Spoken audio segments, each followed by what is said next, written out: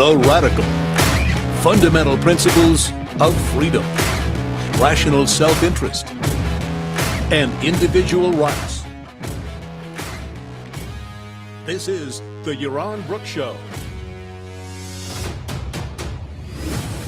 All right, everybody, welcome to Yaron Brook Show on this, what is it? It's Thursday, August 6th. Can you guys give me a thumbs up in terms of sound? Did you hear the music? Are you hearing me? The chat is open, so you can use the chat to just let me know. We're still playing around with new equipment, so any help you can provide in letting me know everything's working is greatly appreciated. Another new shirt. I'm looking for data on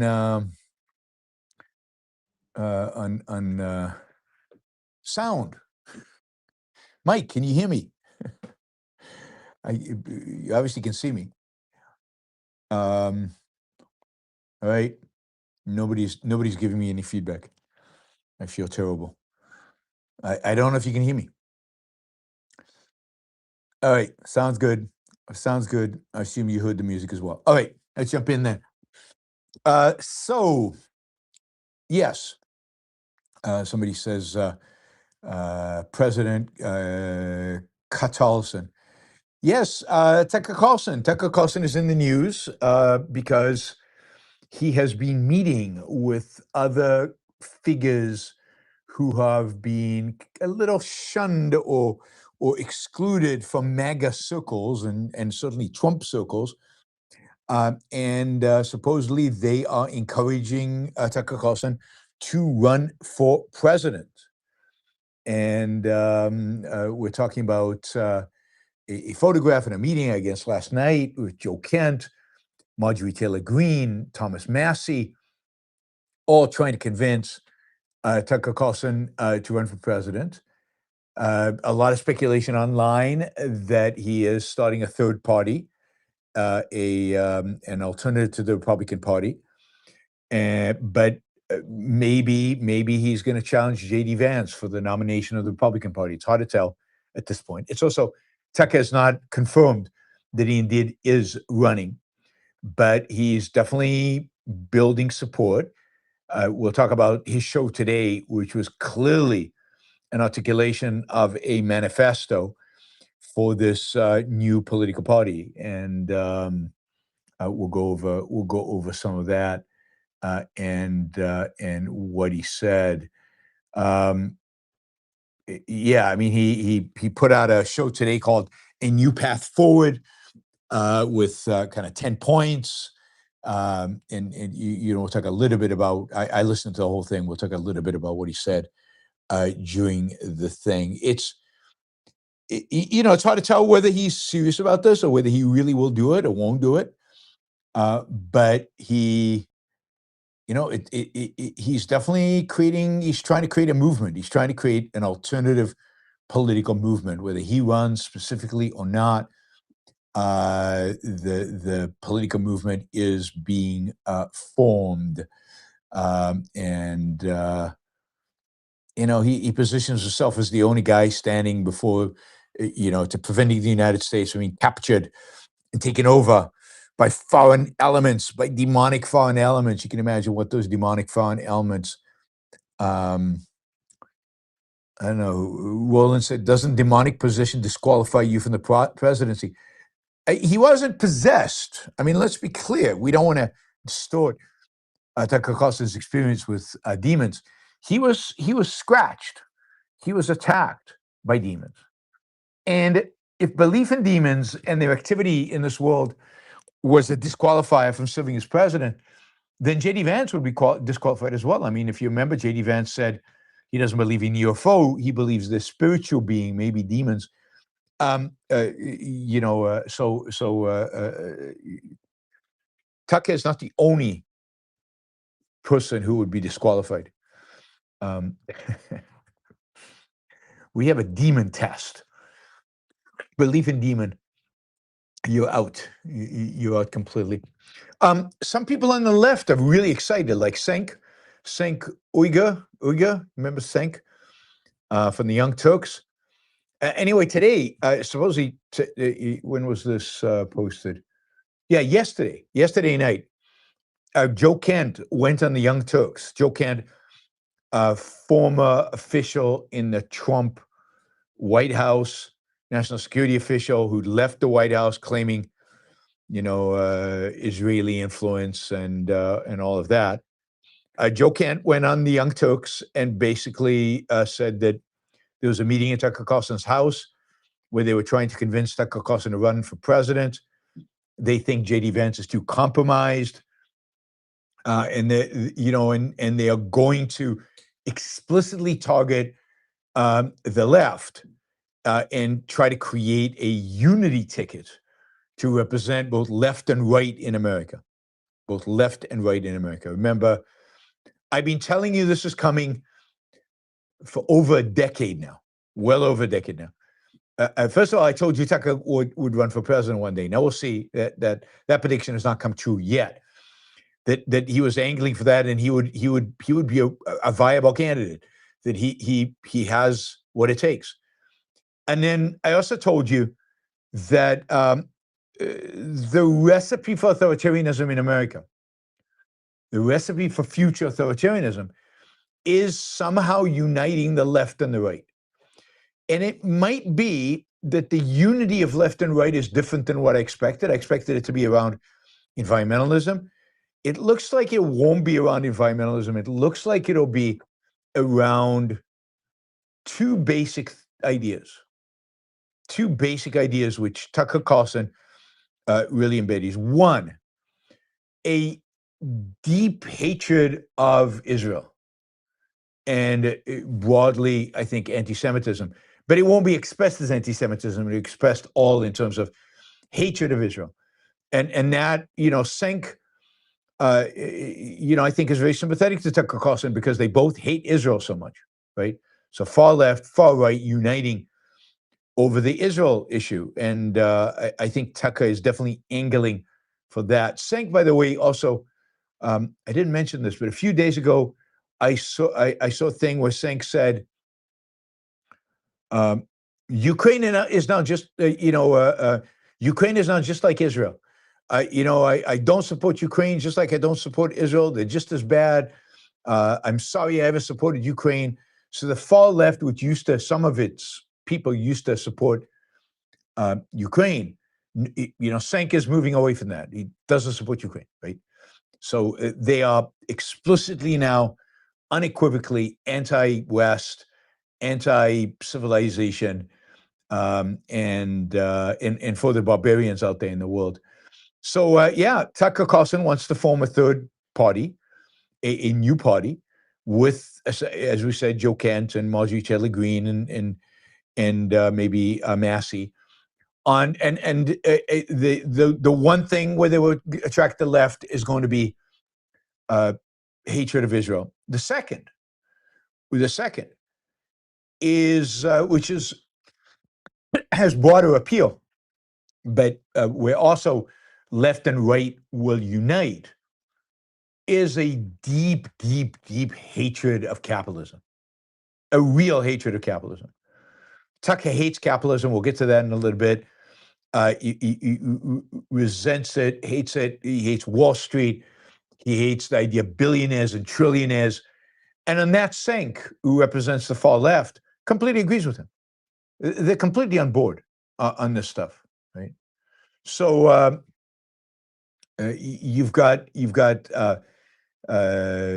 Tucker Carlson, I think, attracting kind of a working class, the socialist of America, talking about, he mixes in this deep patriotism, supposedly love of America. He doesn't know what America is, but he talks about love of America and a beautiful America and making America beautiful again. And he half of what he says sounds really, really good. And the other half he says is completely nutty. You can listen to his show today, an hour and a half, an hour and 40 minutes of his ranting about this stuff. So yes, I think Tucker really could appeal to the left. Much of what he says, he talked today extensively about debt slavery. We'll get to that, about how debt is slavery. That's straight out of the left's playbook. So, yeah, a third party that unites the left and the right under the authoritarian banner of Tucker Carlson. Not crazy, not completely, absolutely, nuttily insane. It might be happening. Might be happening in front of our eyes. Uh, I mean, if somebody says the DSA united with the Islamic religion, Islamist religion, yeah, to some extent that's true. But Tucker is very friendly to Islam. I mean, he's a huge fan of Qatar, and Qatar is the worst of the Islamists. Qatar is the Muslim Brotherhood. Qatar is the base of the Muslim Brotherhood, the center of the Muslim Brotherhood, and it is the fund of Islamism around the world. And the Qataris are, Tucker Carlson's friends. So I don't think Tucker is anti-Islam. He's talked about the fact that Sharia law is a beautiful thing, that Sharia is beautiful. It's far better than the secular crap of the left. So, Tucker, I think, could unite MAGA with elements of the left, with the Islamists. And yeah, I mean, he would get Abdul al-Sayyad, the new Democratic candidate for Senate for Michigan. And yeah, I mean, there's a real chance for a political coalition there. And you'd think that Tucker Carlson is so insane and stupid and ridiculous and anti-Semitic and hateful of America and of American values, that he could never win. I think that's probably that's a false estimate. I think Tucker could win. I mean, and I've said this from the beginning, Tucker would be 1,000 times more dangerous than Donald Trump. Tucker is smart. Tucker is smart. Oh, he would also get, as NM says, he would also get the Dave Smith Libertarian faction. The Dave Smith Libertarian faction is very small. So I don't know how many people, how much, electoral power that'll give him. But he definitely gets a sink left, which is quite a bit.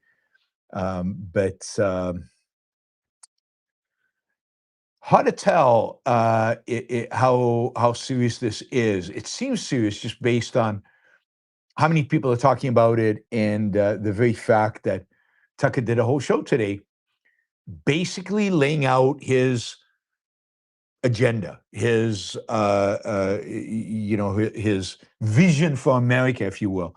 It's a 10-point vision. We'll go over it and extrapolate. And repeatedly, his hatred of Israel comes up. His hatred of usury and finance comes up. Repeatedly, his attacks on capitalism come up, and his attacks on free trade, on kind of I don't know, liberalism, the classical liberal ideas, which he despises and he completely rejects. So it seems like he's he's moving in that direction. Oh, so he started out. So it's a 10. I think it's a 10-point plan. Each focused on one word, right, and then he extrapolates on them. Again, there's an hour and 40-minute video today articulating all this, and you can go watch it if you want to wait. If you want to, I was going to say waste your time, but really understand more fully what he's about. I'm going to give you a very quick. I don't have a transcript of it. I wish I did. I should have asked ChatGPT if it could give me a transcript of it.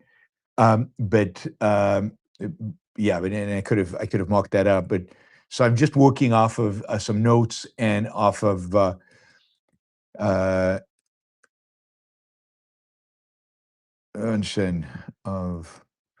I'm asking ChatGPT if it can get it. Tucker's show from today. I'm just curious whether ChatGPT can do it. So let's start with the first one. Um, the first one is fair. So Tucker wants a fair America, and his vision of fairness, while he doesn't elaborate too much about it, and he certainly doesn't talk about it in terms of any principles. Look, Tucker doesn't talk in principles partially. He's smart, so he knows. He knows his audience. He talks about all these issues very much from the perspective of his audience, from how they approach things. And his audience are mostly pretty simple. So when he talks about fairness, he talks about, the everybody should be equal before the law. He doesn't talk about rights, for example. He never mentions individual rights. He never mentions that. He talks about political equality. People should be treated by the law the same way. And he said at some point, yeah, if you make more money and you have more money, that's okay. But if you make it, and he says, there's too many, rich people are rich because of corruption. And he's right. So he talked about Trump. He kind of indicated his criticism of Trump and Trump's corruption and preferential treatment for certain people. He talked about Jeffrey Epstein, of course. That's a big issue that Tucker Carlson is going to bring up over and over again.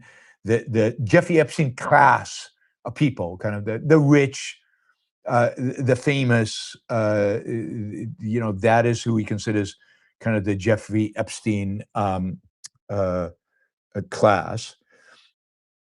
And his episode today was called Rebuilding America After the Great Betrayal. Rebuilding America After the Great Betrayal. Good title. I don't remember him saying what the Great Betrayal was.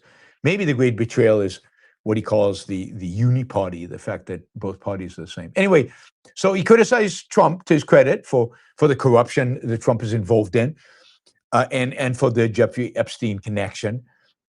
He criticizes billionaires and trillionaires or whatever. He indicates criticism of them and just the fact that the system is corrupt.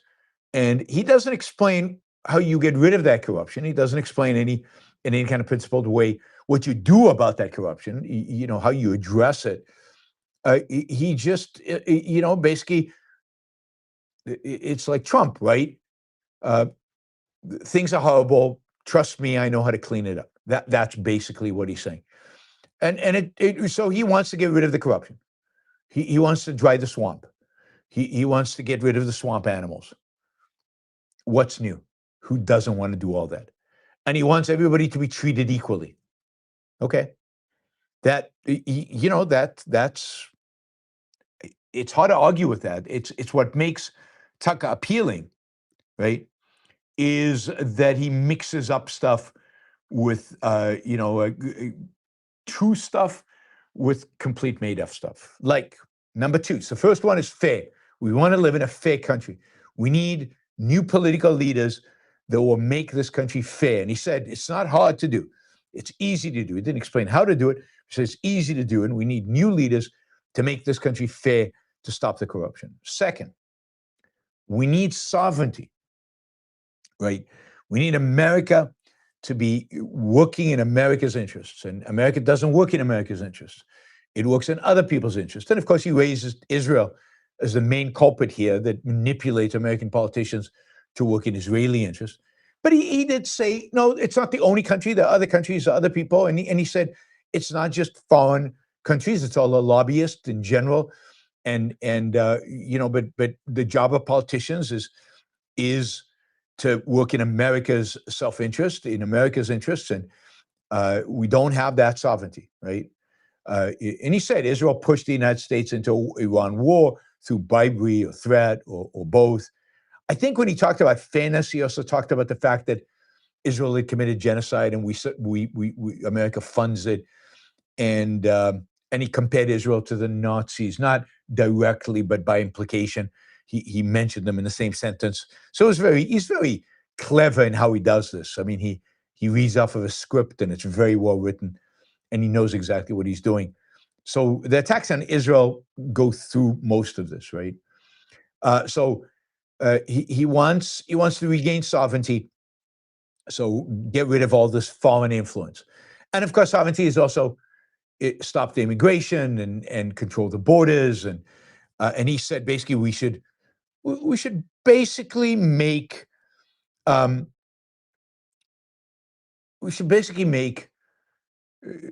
immigration. We should stop immigration. We don't need them, he says. We don't need them. We don't need immigrants. So we should stop all immigrants, is basically his approach. For now. Maybe later we'll need them, and maybe later we'll open up the border again. But for now, we need to stop all immigration. And then he said, one of the ways in which people are not sovereign over their own lives is that Americans have taken on a lot of debt. And he said, debt is, you can't control your own life. He basically said, debt is a form of slavery. Debt is slavery. Then he goes into a whole thing about usury, about companies shouldn't be allowed to charge high interest rates, or maybe any interest rates, I don't know. He does this, by the way. He attacks usury, he attacks finance, he attacks Wall Street, he attacks people taking on debt, and then he breaks for a commercial break, right, where he is pitching a sponsor. And the sponsor he was pitching was American financing. They give out mortgage loans, but they care about you because it's about Americans. So they give you a good deal. So if you're going to take on debt, take on debt with American financing. So the juxtaposition of him talking about how debt is slavery and how usury is evil and charging interest is bad and nobody should have a lot of debt, and then encouraging his listeners to take on a mortgage backed by his sponsor, American Finance. That was really, really, really funny. It was really funny, right? He endorsed the mortgage lender. We recommend American Financing, he says. They're called America's Home for home loans for a reason. You can't make it up, right? You'd think that somebody on a show would think, okay, maybe today we don't run that ad. And it's not an ad, like it's him saying it. It's obviously a pre-recorded thing where he comes on and he talks about American financing, and it's pretty funny, So sovereignty, we need to get Americans out of debt. Take responsibility for your own life and stop going into debt, people. Debt is slavery. You cannot be free. You cannot make choices. You cannot make decisions for yourself when you're in debt. 3 is productive. We need to be productive. America needs to build things and make things, right? And we need to stop outsourcing, and we need to make everything at home. So a kind of a what is that called? Autocracy, where you make everything at home. You don't outsource anything. You don't trade internationally. He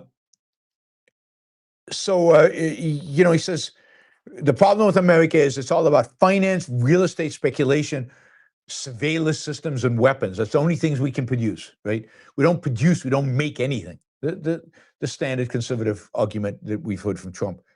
But the interesting thing was he really focused on farming. Again, he knows his audience. Farming, it used to be a long time ago, people took pride in farming and working on farms. Why do we have foreign labor coming in to pick out, to work on farms? Americans should be working on farms. America should own the farms. And farming, that's the big thing. Why, he even criticized ethanol, which is good. He should criticize ethanol. I criticize ethanol.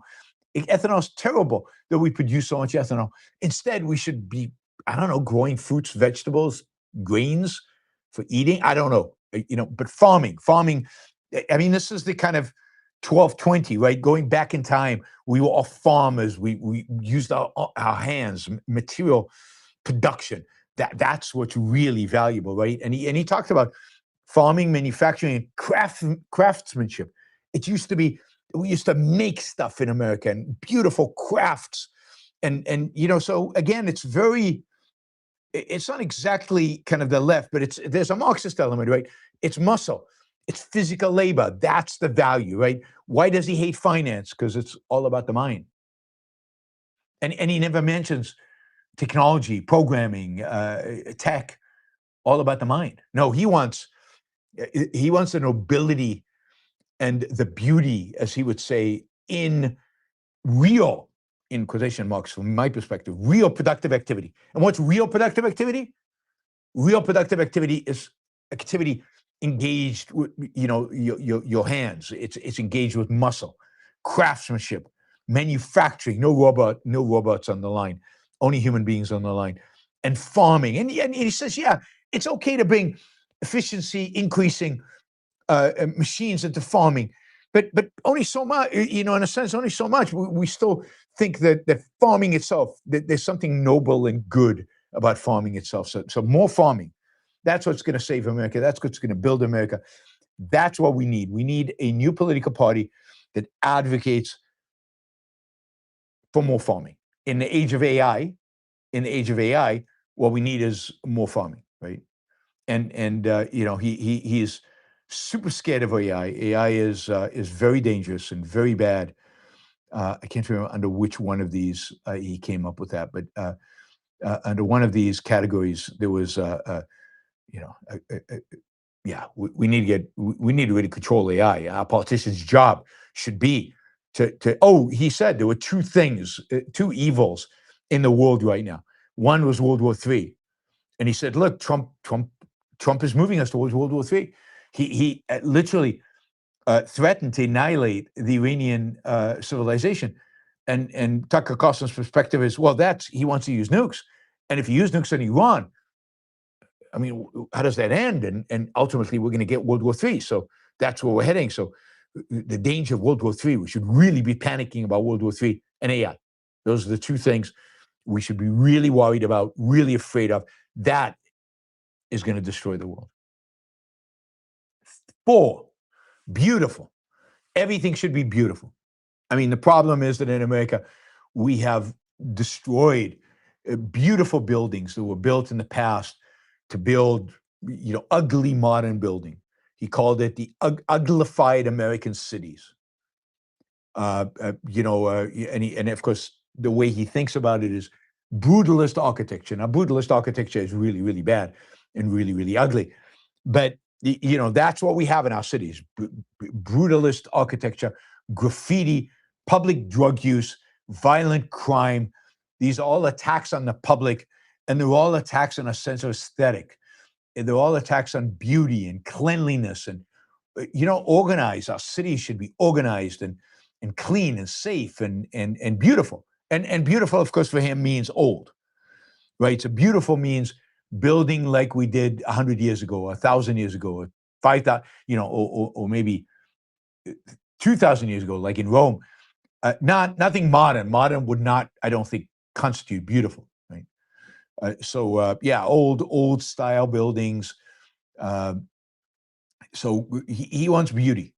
And again, beauty for him is old. And he has a segment there about the importance of beauty in our lives, which is actually good. So again, he mixes things he says that are actually, quite good.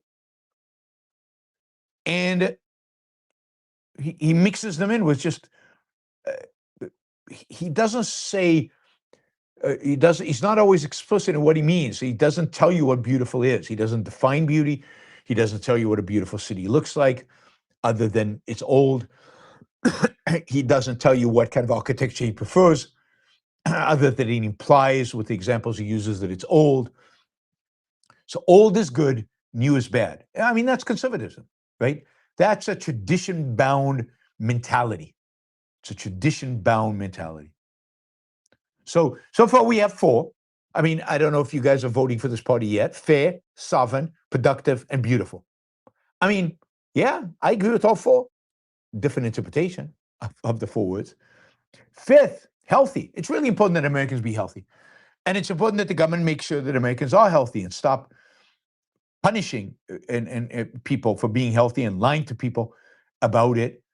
I mean, basically, Tucker Carlson embraced Make America Healthy Again, MAHA, or embraced RFK Jr. So again, this is where linking up with the left, again, there's a certain unity there. Stop drinking drugs, but stop using drugs. The Xanax, the Adderall, the SSRIs, all Americans are all half adult, right? So we shouldn't be taking drugs. Now, he didn't mention it, but he was implying you shouldn't be taking your cholesterol lowering drugs, and don't take those blood pressure drugs, and don't take drugs. He basically said he basically said if we can return to nature, nature is amazing, and we can just return to nature and return to our own biology. We don't need modern medicine. He says, he implies that it's all the creation of the pharmaceutical industry, just for profit. So very much embraced a RFK Jr. Hippies of the left type approach to nature and to health and to being natural and I guess organic or whatever it is that the latest cool thing to be is. So healthy. Who can be against being healthy? Nobody. I mean, he's really good. He's put these 10 together, and if he lists just the words, nobody can be against them. 6, honest. There's another one. Who doesn't want a politician to be honest? Who doesn't want a political party that stands for honesty? Right? If only Tucker understood what that word meant.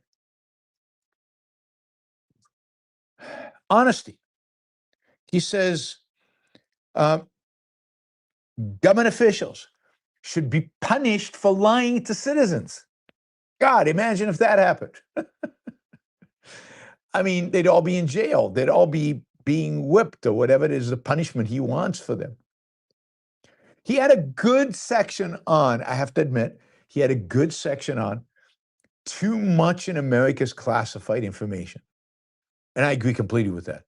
Like, my guess is that 90% of stuff that's classified should not be classified. I mean, let me remind you all, and this is why I supported Snowden when he came out with what he did. Government is our servant. Government is our servant. It is our agent. It reports to us. It shouldn't have secrets from us. Now, I get it. Certain military operations, certain spying operations, people's lives are at stake, and you need to protect them.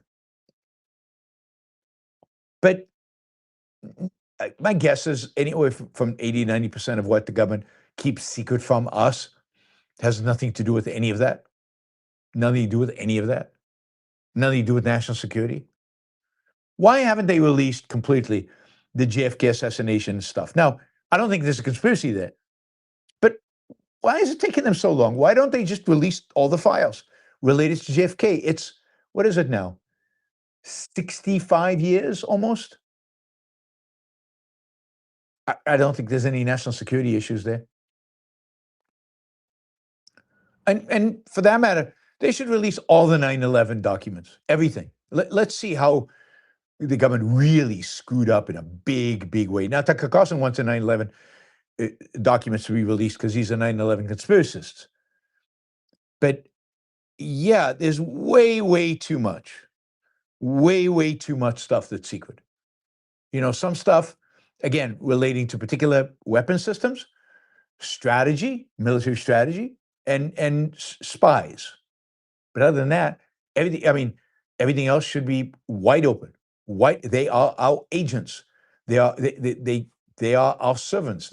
They should report to us. They should let us know what they know.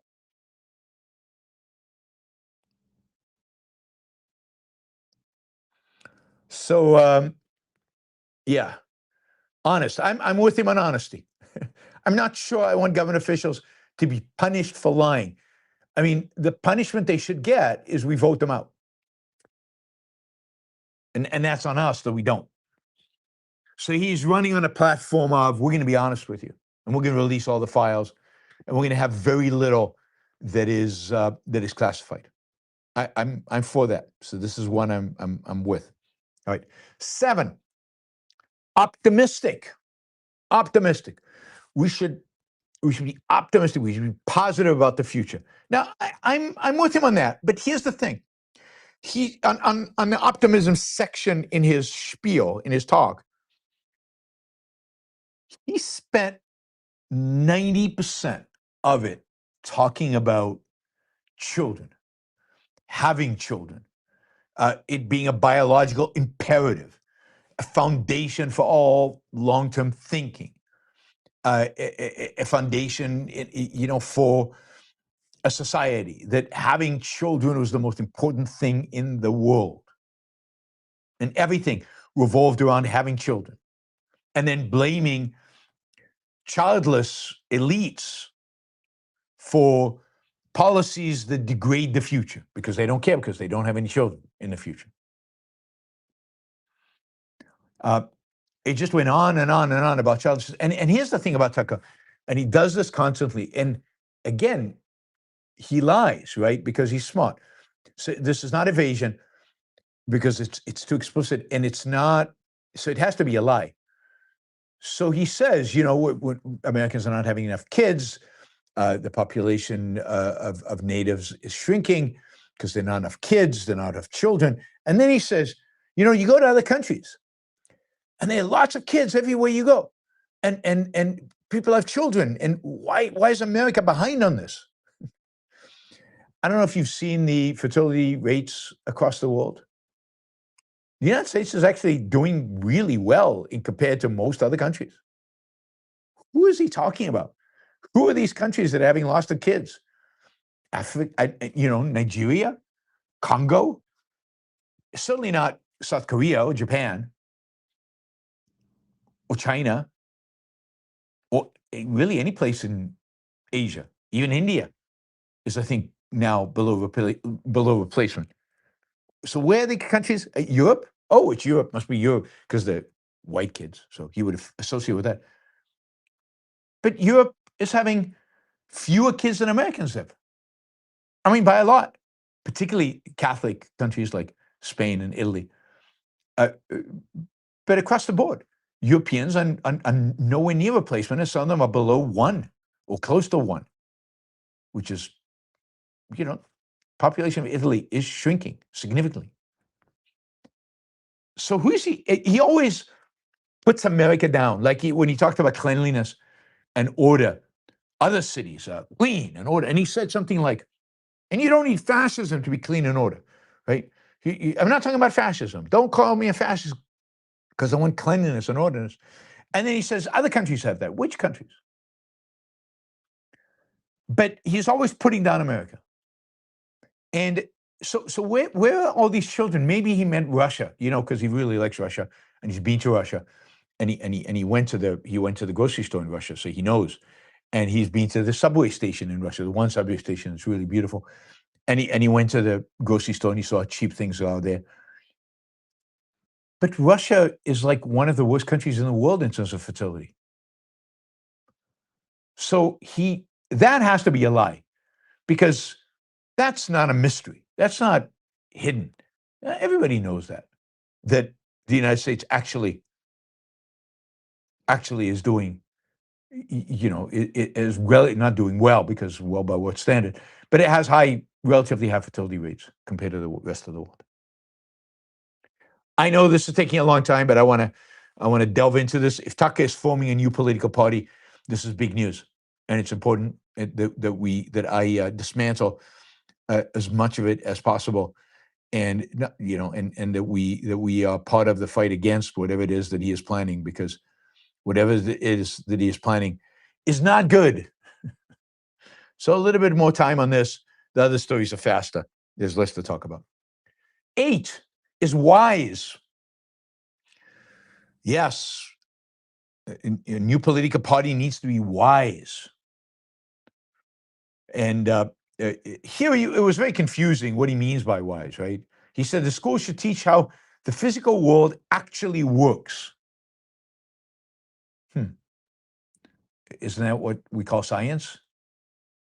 And isn't that what they, at least to some extent, they do?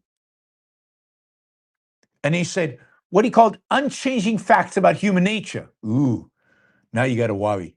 What does he mean about that? Well, he means a lot of different things. Our genes and how we're segregated by genes. But he also means, for example, and he said this, innate differences between men and women. So this is his anti-trans part, right? And he said, no credentials, no technological fans, no screens in school, no iPads, no computers. We need to go back to real education, whatever the hell that is. And what is he arguing it should be? And how should it be conducted? Does he have a theory of education? Does he have any view on it? It was all just a kind of a anti-authority, yet we have to teach how the physical world actually works. How do we do that without experts, without scientists, without engineers, without people who actually know how the real world works? And smuggled into is not just the issue of gender, but I think the issue also of maybe differences in races and other things like that. So there's a lot smuggled into the idea of the unchanging facts about human nature, which, yeah, I mean, people get scratched by demons. That's part of this, how the world actually works. Is that what he means? Maybe it doesn't mean science. Maybe that's just me being benevolent. 9, decent. We should be decent. Right? And look, this is actually where he went off on Israel. We need to be decent. We need to be nice and friendly and polite, and we shouldn't commit war crimes, and we should apologize when we do, and maybe even pay restitution when we do, and we should, I mean, he criticized Trump again, which is good, for calling the Defense Department, the Department of War. He said, we're not a warmongering country. We only use force in defense. Absolutely. Good for Tucker Carlson for recognizing that. So again, he mixes up good statements with awful statements, with really bad stuff. And then he went on and on about funding Israel and about genocide and about Nazis and about, I mean, really, really bad stuff. And this is going to be Israel is going to be a big part of their platform. So we need to bring back just decency. We need to just be decent human beings. We need to stop being thugs and ugly people, bad people. All right. Finally, number 10, we need to be united. We need to be united. And here, he really went after immigration. We need to stop immigration because we can't be united around immigration. And we need to figure out what AI is going to do and what jobs are going to exist. And we need to end benefits to illegal immigrants. I don't think they get that many benefits. And we need to make English the sole language of federal documents and ballots. I'm fine with that. But yeah, we need to stop immigration because they obstruct our ability to have unity, right? We're supposed to look the same and think the same and talk the same and have the same language to have unity. I think that's what he thinks. So no more immigrants. And AI is scary, and we don't want immigrants until we figured out AI. But by the time we figure out AI, there'll be more stuff we haven't figured out. I mean, hopefully AI is a evolving, innovative, growing technology that constantly is growing and changing. We'll never figure out AI by this standard. It'll always pose a threat sometime in the future. Anyway, I mean, Tucker's basically become an intellectual center point, a center of gravity for the crazy MAGA people. Again, like Marjorie Taylor Greene and Thomas Massie and Joe Kent, particularly if they hate Israel and are frustrated by Trump and made a big deal out of Jeffrey Epstein, which is Marjorie Taylor Greene and Thomas Massey certainly did. These are the MAGA people who say Trump has abandoned America first, that the war in Iran is immoral and wrong and just kowtowing to Israel, that the Epstein files were mishandled, and there's a big story there that nobody's yet figured out what it is exactly. And yeah, Israel. So, and then anti-finance, anti-capitalism, anti-free markets, kind of a national economic policy agenda that is very authoritarian. That is Tucker's new political party. At least it seems like that is what he's launching. Whether he runs for president or not, it is really, really hard to tell. But it does seem like that's how he's positioning himself. He's positioning himself to run for president. I mean, he might run in the Republican Party. He might run in this third party. If he's going to do a third party, the reality is, election in 2028, you have to organize now. Now's the time to organize. You have to register in states. You have to raise a lot of money. But here's the thing about Tucker. He has millions of followers. Millions of followers. I think his message resonates with a lot of Americans. As I said, he mixes up stuff that Americans can really get excited, like farming and, you know, the patriotism associated with owning land and farming. You know, a resentment of Israel, which is pretty widespread right now. And it kind of stop outsourcing to China, bring jobs back, you know, treat American workers well, and we want to make our cities beautiful again, and we want to get rid of crime, and we want to close the border. I mean, those are things that I think today, sadly, a majority of Americans believe in. And Tucker doesn't come across as a nutcase. He's like Trump. He's a bigger nutcase in my view, and much more dangerous. He comes across as a reasonable, smart, sharp person. Not everybody has the same response as to his demon story as we do. He's very religious. Right? All right, so we'll keep watching Tucker Carlson and his political ambitions. All right, quickly on Iran. And actually, before that, I'll just remind you again, ask questions. It's a great way to support the show and get me to talk about things you want me to talk about. So super chats, please. We are $100 short of our first hour goal.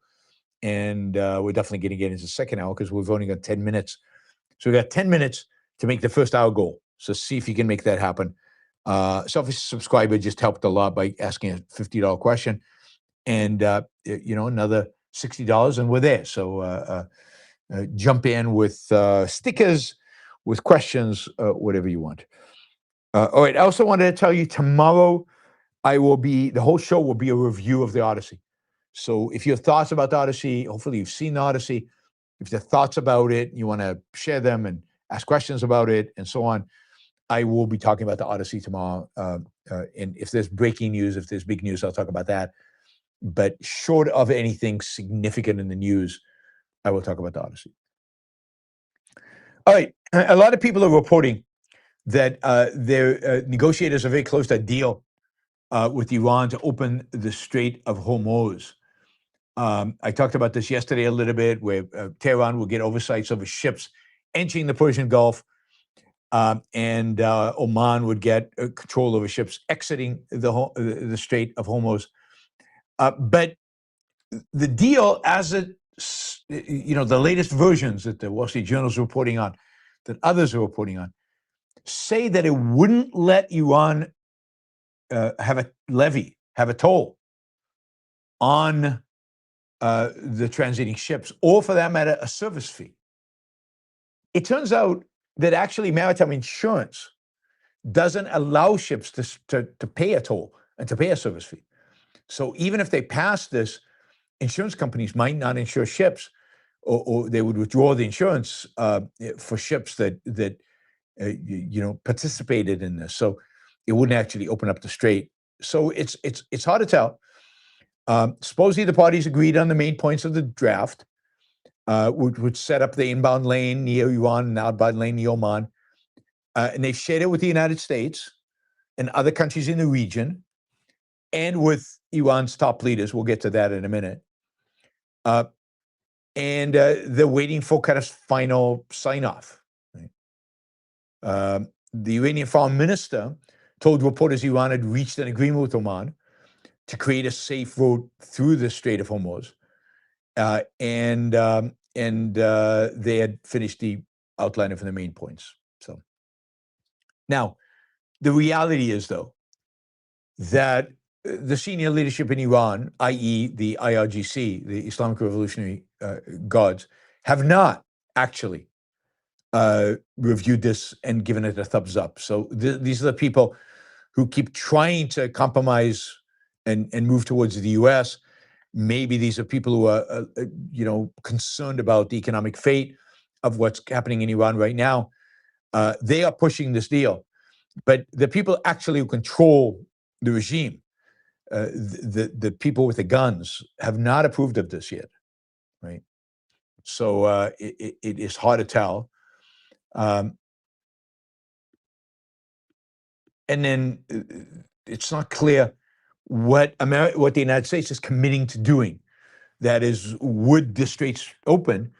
For example, if the United States keeps the blockade, would the straits open if the United States continues to, or attacks Iran?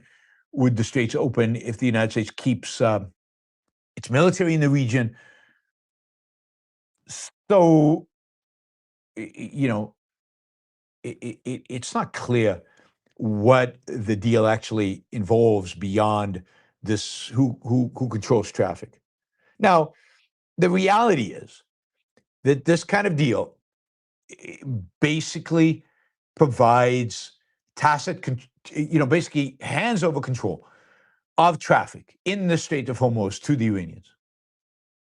And if Gulf producers decide to use shipping routes that necessitate Iranian approval, they're basically surrendering control of the strait to the Iranian regime. And if the Trump administration signs off on that, they're basically signing off on handing the Iranian the Gulf. I can't, I guess the Saudis and the Iraqis and the Kuwaitis and the Qataris, and they just want it open. They don't care at this point. But it would be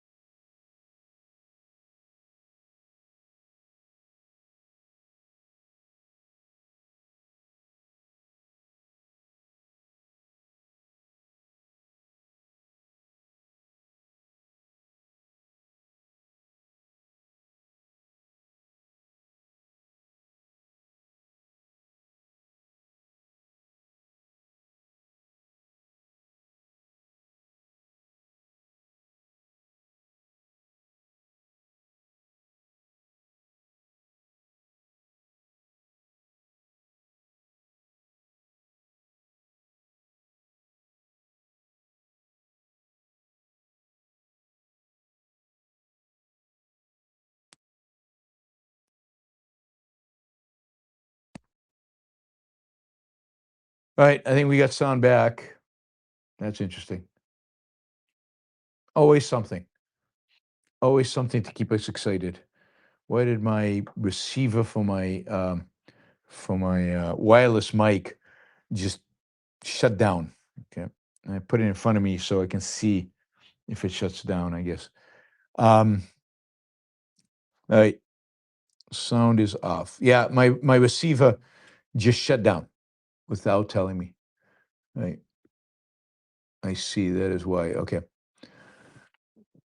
All right. Anybody remember what the last thing I said was that you heard?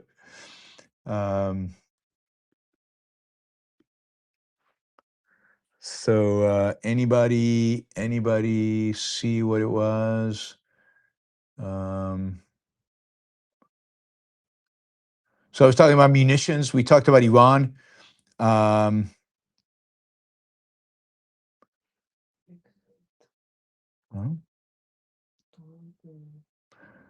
So let's see. It's on now.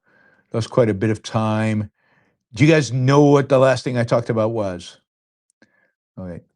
All right. I mean, I talked about Iran. We talked about the fact that that this deal that they have with Oman would basically give Iran control over the strait. If Trump signs off on this, this would be a massive loss. Yeah, but some countries around the Gulf just want it open, and they're willing to give up the control to the Iranians if that is what happens. Supposedly, the deal prevents the Iranians from taking a toll. That was a big deal, taking money. But again, it seems like Trump is eager to make a deal. I then talked about the munitions situation.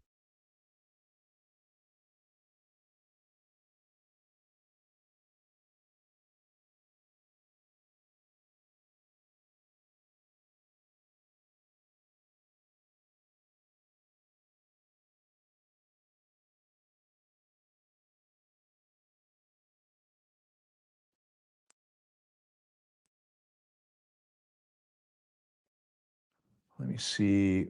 Let me try something. I don't know if that'll help. All right. Shut off again, right? Sound off again. All right. It's back on now. No sound. Sound is back on now. All right. I don't know why it's turning off.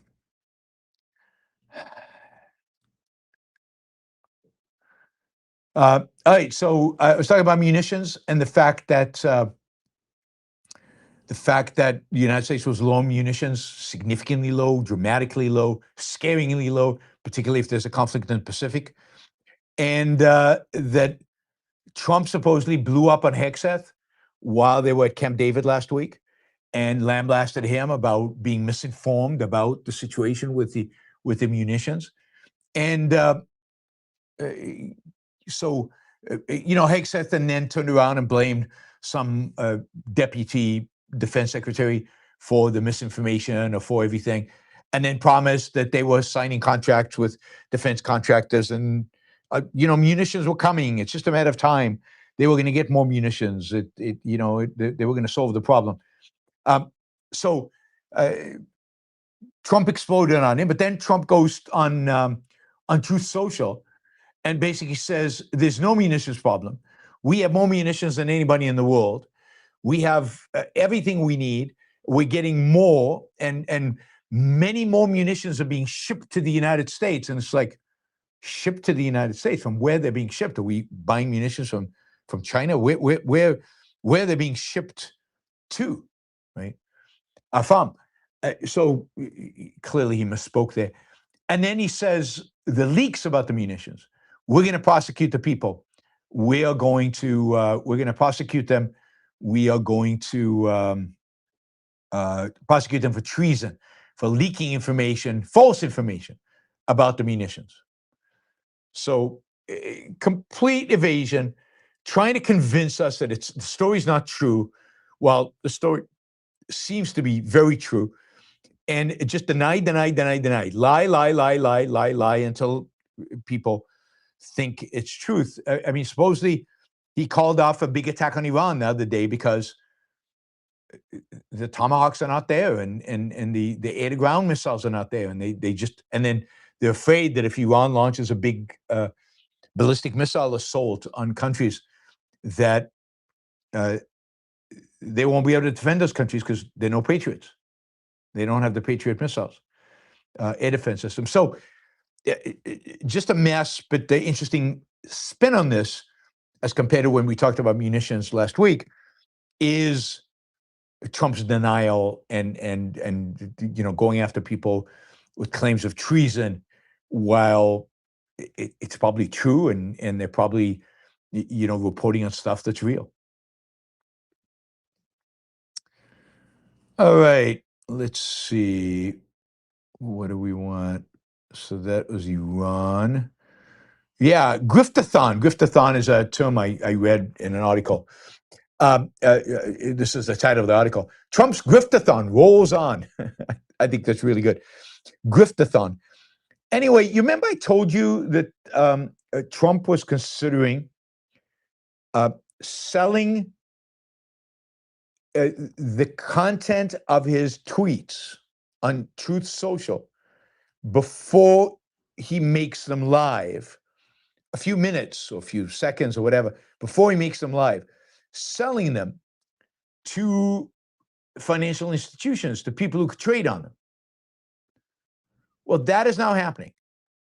Trump is now selling market-moving information to institutions and hedge funds in advance of making them public for $100,000 a month.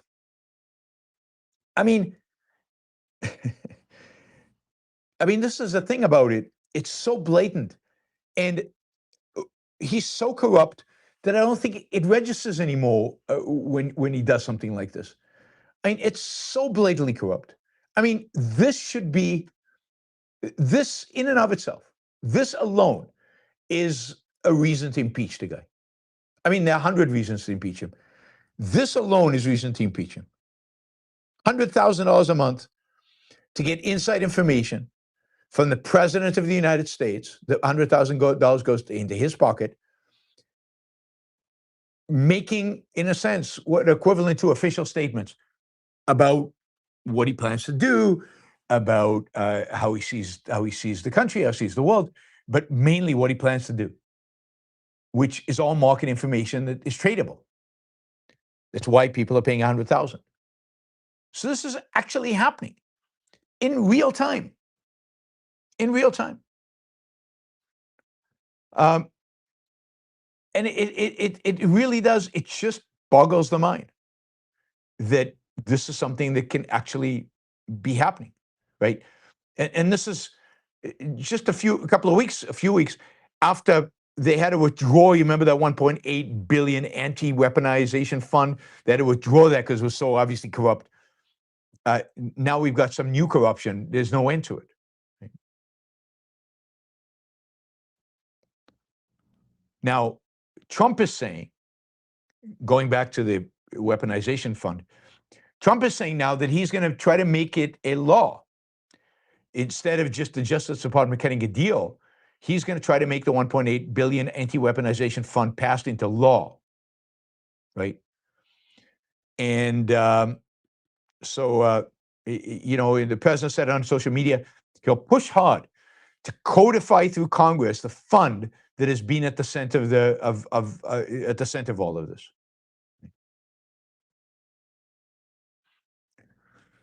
So I mean, it's just insane, right?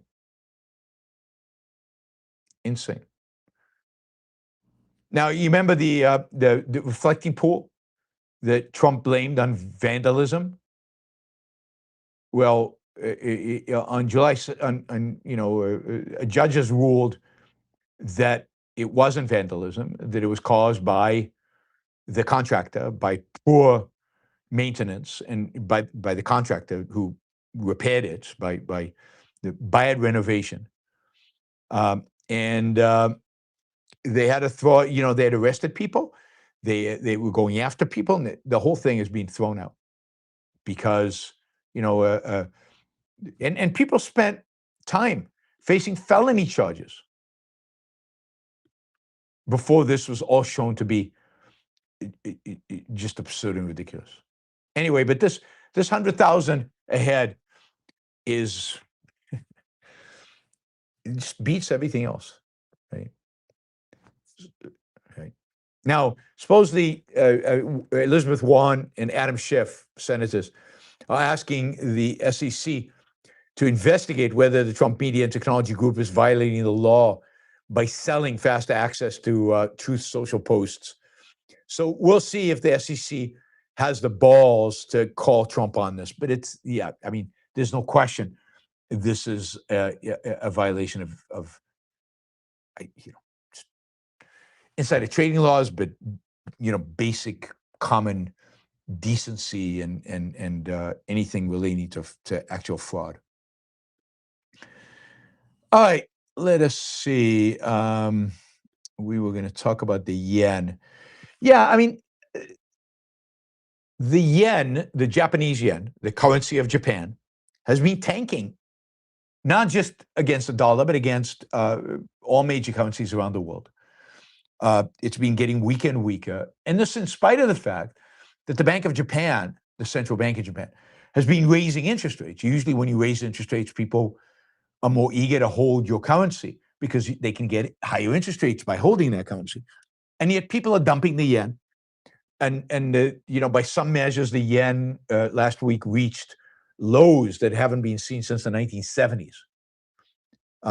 It makes, by the way, going to Japan really, really cheap. If you go to Japan right now, you can stay at some of the best hotels in the world and eat some of the most amazing meals in the world at really reasonable rates because of the strength of the dollar relative to the yen, or the strength of the euro relative to the yen if you're coming from Europe.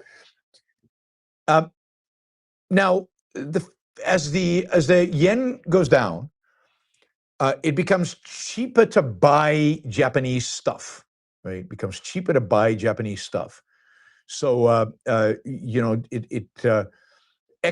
Japanese exports improve, but it becomes more expensive for Japan to import. So, because they have to convert to dollars in order to import oil and natural gas and raw materials. Japan doesn't have a lot of this stuff. And Japan generally is not happy with its currency going down as much as it is. It's difficult for the Japanese to travel because everything outside of Japan is expensive. But again, any imports are expensive. Now, why is the Japanese yen collapsing? A lot of it has to do with the unsustainable levels of debt that Japan has taken on. And the fact that the only way that they can deal with that is by, in one way or another, inflating. And the fact that they're raising interest rates is not convincing anybody that they're not going to increase the amount of money in the economy. And the more money you push out, the less valuable the currency becomes and the less valuable the debt is. So the debt, in a sense, shrinks. You use the extra money to pay off the debt. But the Bank of Japan has tried to boost the yen. And how do you boost the yen? You boost the yen by buying it. Now, in order to buy it, you need dollars. Or you need foreign currency, but mainly dollars. Most foreign exchange transactions are done in dollars. So what is going on is the Bank of Japan is trying to stabilize the yen and trying to increase its value by buying yen, right? Selling the dollars that they have. But how would they get dollars? How would the Japanese get dollars? Well, one way the Bank of Japan could get dollars is by selling its treasury bills. Japan is the largest foreign investor in American debt, in American government debt. Now, the U.S. is worried because the American government has to borrow about $2 trillion a year to keep up with the deficit. $2 trillion in additional. And it has to refinance the debt as it matures. So the United States has what, $40 trillion of debt, something like that, 37, 40, something in that neighborhood, growing at $2 trillion a year. And they don't want the Japanese to be dumping the debt that they have in order to get dollars so that they can buy the yen to keep the value of the yen up. So the US government is worried about the Japanese selling large quantities of US treasuries. So what is the US government doing? The US government is basically printing dollars. Basically, this is what they're doing. It's a little bit more complicated than this, but it's basically the United States is printing dollars and using those dollars to buy yen. So the Americans are helping the Japanese support the yen. And the theory behind that, the reason they're doing that, I think, is to prevent the Japanese from selling their bonds.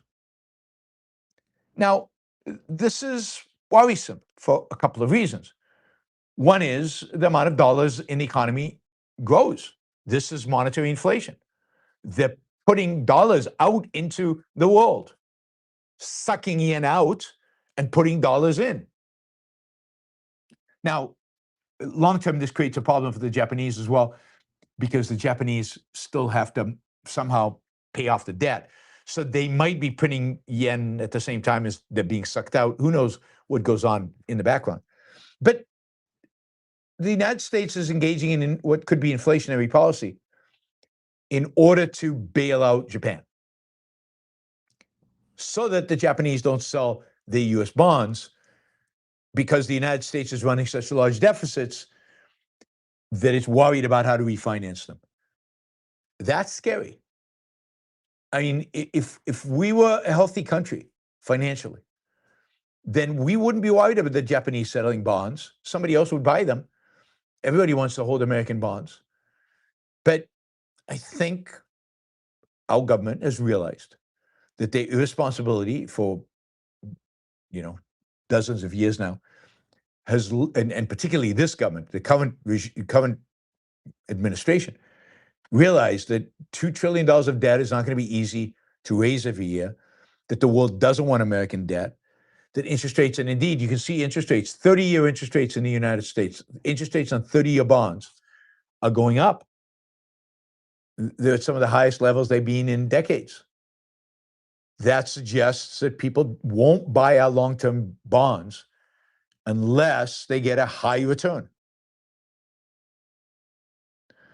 So the United States is bailing out Japanese yen at the cost of potential inflation, although the quantities so far are not that large. Bassett wants to, he's got to fund $60 billion. It's capped at $60 billion of emergency facility, but he wants the cap to be eliminated so he can do as much as he wants. Yeah, something's rotten in America's finances, and maybe it's manifesting right now in what is going on in Japan. Talk about inflation. So this is a different type of inflation. This is price inflation.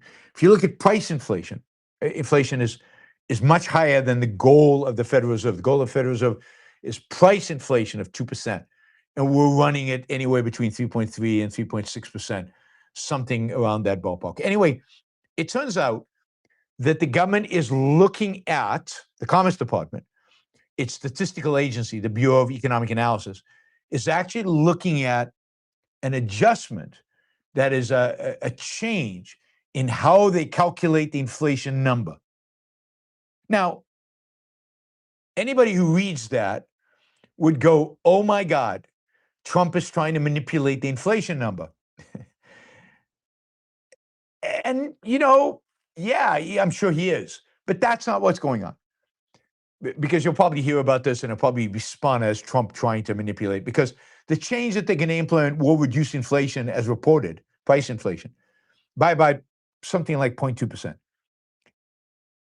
But the reason is not Trump. The reason is just that, these people at the Statistics Bureau are constantly looking at how they calculate these figures. And they're constantly trying to get a better handle on the real data. There is no real measure of price inflation. Because again, I've told you this many times, the price inflation I experience is very different than the price inflation you experience. It really depends on what products you're buying. Products do not go up in price uniformly. Different people buy different things and are affected by rising prices in different ways. So there's suspicion of Trump about this, but in this case, it's not. It's taking into account, the way inflation of software was being calculated is probably wrong. It was linked to hardware prices, and those have been decoupled. They're decoupling a number of other things. So you'll hear about changes. This is in the Personal Consumption Expenditure Price Index, which is the index that the Fed likes to use. You'll hear about changes in that were made. Don't buy into the stories that Trump is manipulating it, even though that's an attractive story that seems pretty appealing and seems true. In this case, it's not. In this case, it's just a statistical recalibration that they do periodically. I have, for a long time, said that generally price inflation, that is the way CPI or PCE or other things are calculated and have been calculated for 100 years, overstates inflation.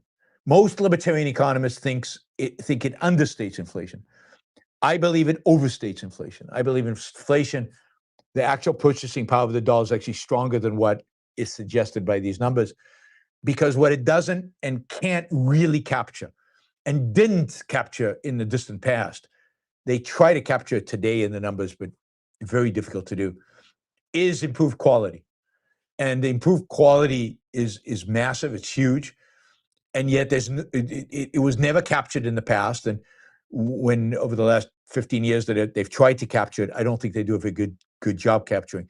So generally, inflation is actually lower than what is reported, price inflation. Right? My view. I know there are a number of studies that have shown that. All right. What do we have? Yeah. Cuba's lights are back on. I mean, Cuba's restored power to the country, yesterday. They had a power outage where all 8.6 million residents without electricity for many days. The grid keeps collapsing. They have constant power outages. There are food shortages now in Havana. People are finding it, having to look through garbage trucks to find food. Poverty is widespread. Now, this, of course, is a consequence of decades of communism in Cuba. But the direct reality right now is that it's a consequence of the kind of embargo or sanctions that the United States has placed. That they have threatened tariffs on any country that will sell oil, for example, to Cuba, and they are placing maximum pressure campaign. It's not clear exactly what the maximum pressure campaign is trying to achieve. Do they want regime change in Cuba, which would be good, or economic change, which they're starting to do in small little bites, nothing really dramatic. But the situation in Cuba is deteriorating fast. The regime is holding on. There's no indications that the regime is going to collapse, but it is, things are particularly bad in Cuba right now. Now, Cuba has just, I think this week has limited privatization of the fuel. Importing fuel into Cuba. So they've authorized its first foreign-backed fuel importer and nearly 200 Cuban businesses to participate in wholesale distribution of fuel. Right? So they are retreating from state monopoly. But again, private distribution is not going to compensate for the blockade on oil that the United States has imposed, or there's no way it's going to compensate for the decrepit generating plants or the absence of any kind of secure property rights in Cuba. But there are small reforms happening there. There is a hopefully some upside in Cuba, and what they need is the complete collapse of the regime so that these reforms can actually fully go into place. We will see if that happens, and we will see when that happens, and so on. But yes, the reforms that I keep talking about, they keep bringing up more, right? So they were passed July 30th, and then every few days more. They're privatizing a little bit here, a little bit there, and so on. So that'll have an effect, but it's going to take time. Given the disaster that they've created, it's going to take time, and it's going to the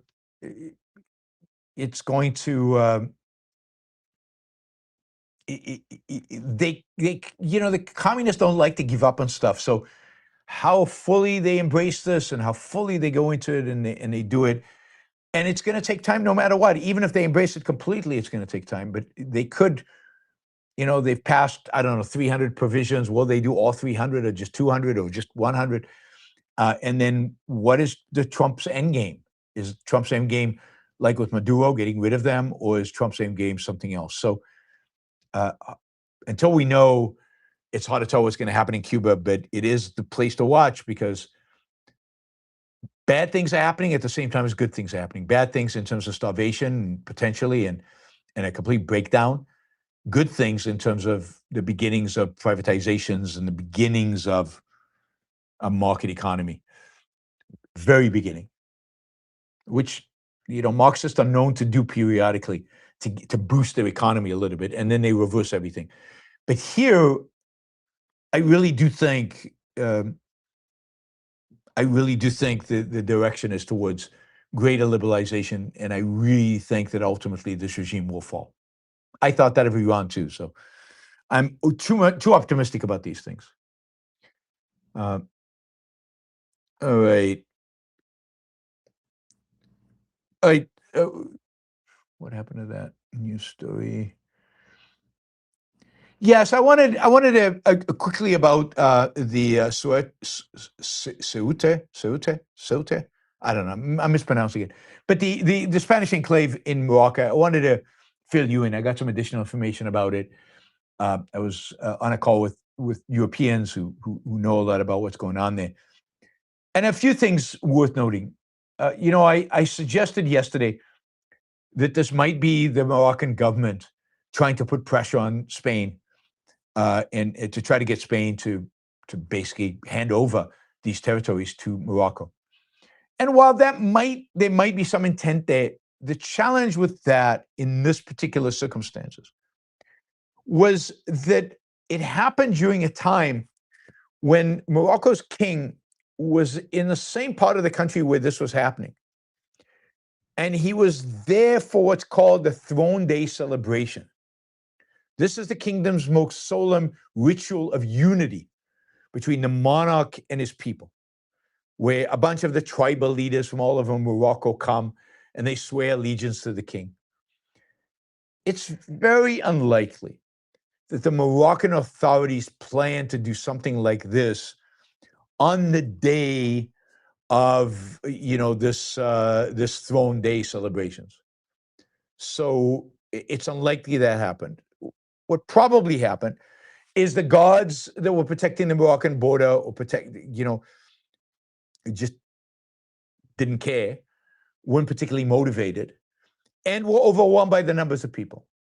And the reason the number of people happened is because rumors spread on social media that if you could make it to this enclave, then some ruling by a Spanish court had determined that you would be granted EU citizenship, that you would be protected. And all you had to do is get there. Now, all of that is false. There's no such ruling in any court in Spain or elsewhere. And just getting there would have given you nothing. And indeed, they got there and they got nothing. And this spread through social media to all the different camps of individuals who are in Morocco from sub-Saharan Africa trying to get into Europe, and Moroccans who are poor and are trying to get out of Morocco. And look, this was at the end of the day, this was a great tragedy. I mean, I know people don't care about Africans generally, but about 100 people, including children, died in the push to try to get there. People swam to this enclave and drowned. People got, tramped on. This is a tragic event in which people lost their lives.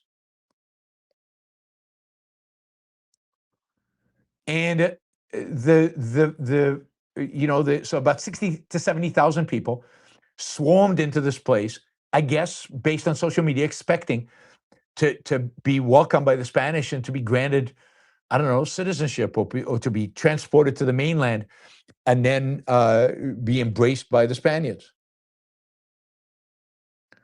But none of that, of course, happened. There was no welcome party, and the people on this enclave closed down all the shops, so there was no food. There was some looting that went along. These are all people who were starving, and there was nothing available there.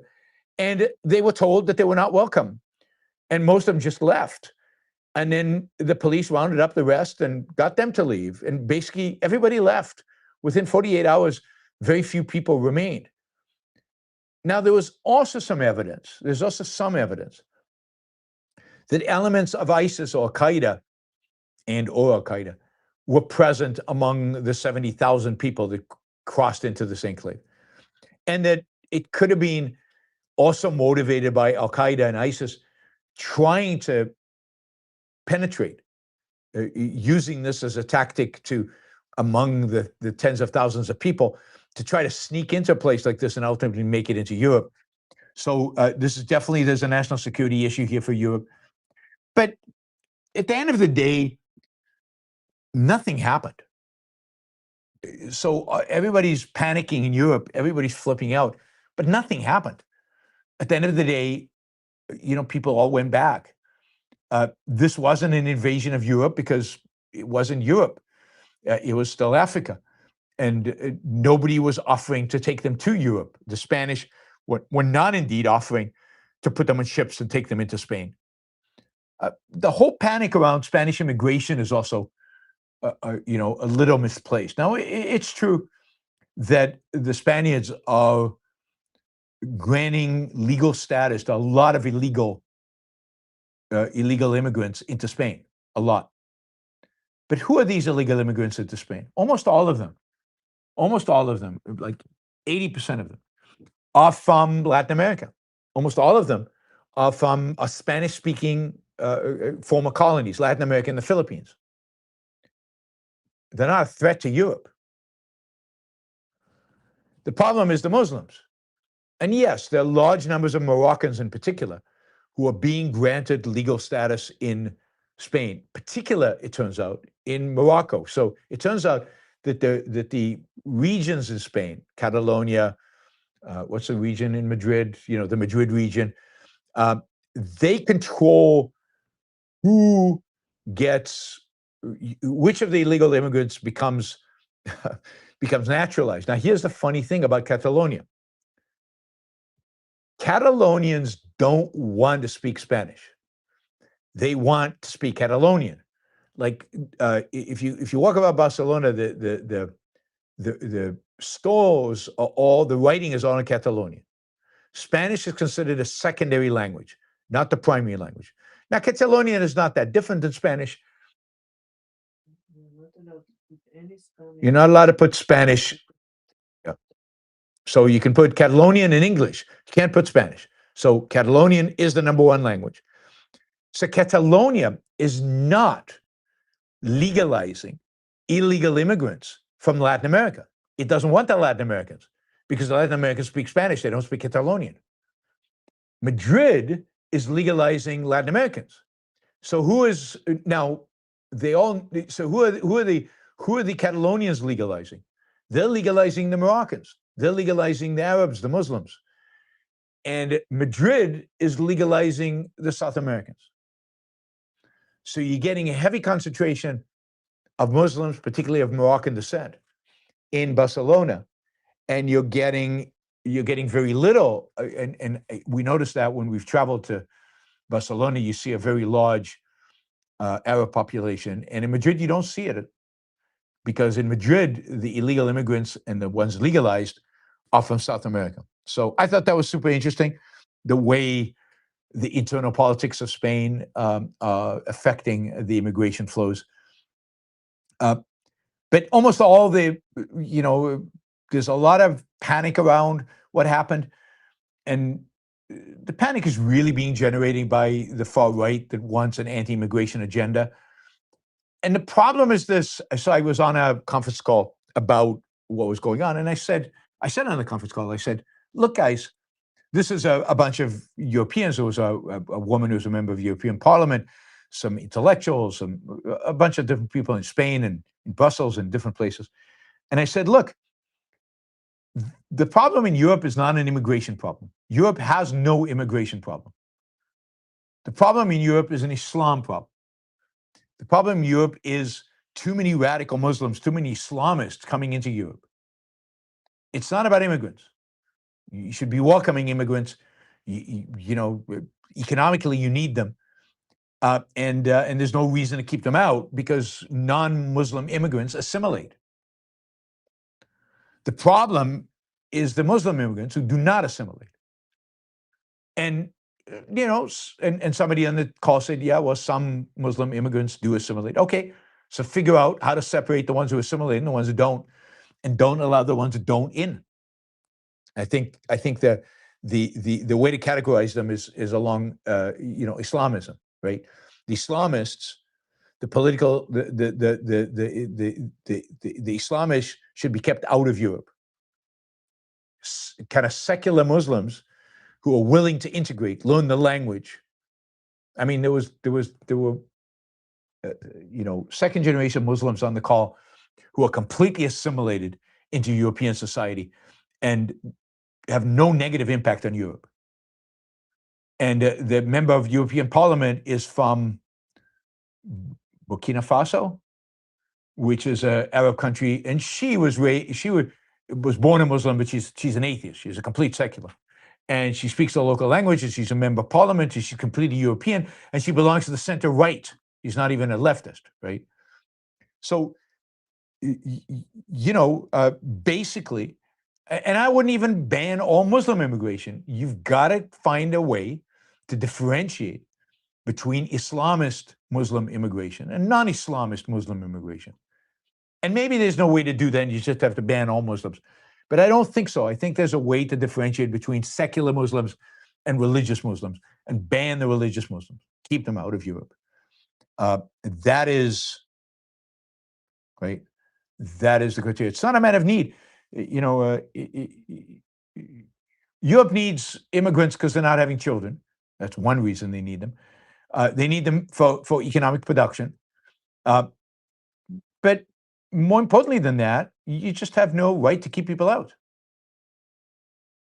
There's no right to restrict people's ability to move, to be mobile. There's no right to restrict people's ability to, as long as they're working, as long as they're taking care of themselves. I mean, the other problem in Europe, which I also mentioned on the call, was the welfare state, is you pay people not to work. And the way you assimilate people is through work. The best assimilation is through work. So I like that. Ian says, show them a Muhammad cartoon and see if they attack. It's at the border, like the border crossing into Europe should have big Muhammad cartoon posters, right? And they have to, I don't know, they have to compliment, they have to say something positive about the poster. And if they say something positive about the poster, they're in. And if they throw, and they become violent because of the poster, they're out. That is a good screen. That is a good screen. Right. So, yeah.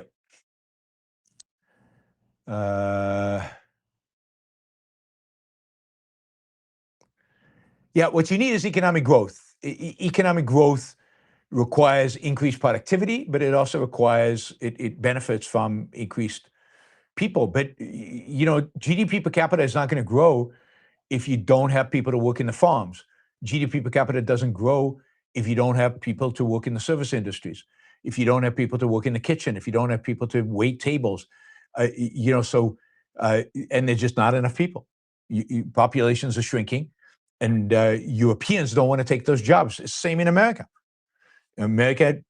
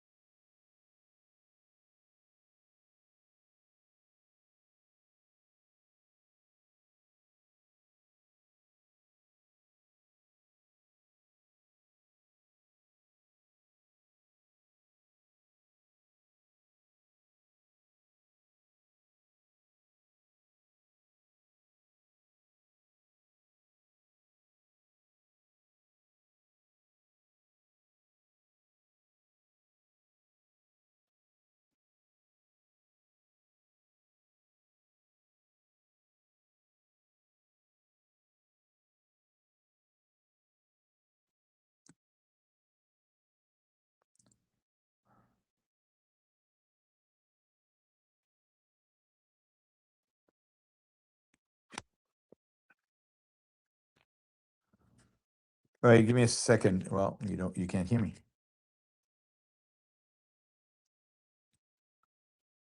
All right, I'm gonna have to change the setup.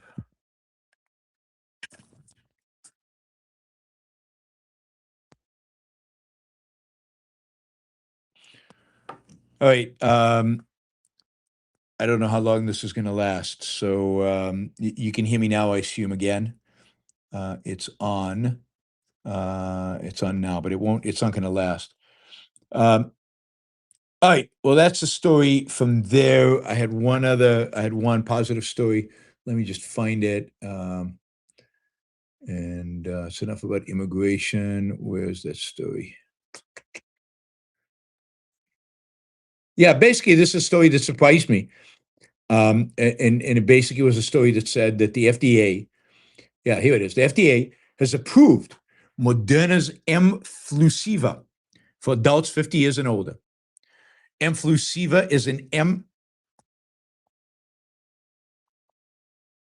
Okay, let's see if I can charge it. Oh, I think I have a solution. Yeah, mFlusiva is a mRNA vaccine for the flu. So at some point, the FDA says, we're not even going to consider your application. But now they've actually approved it.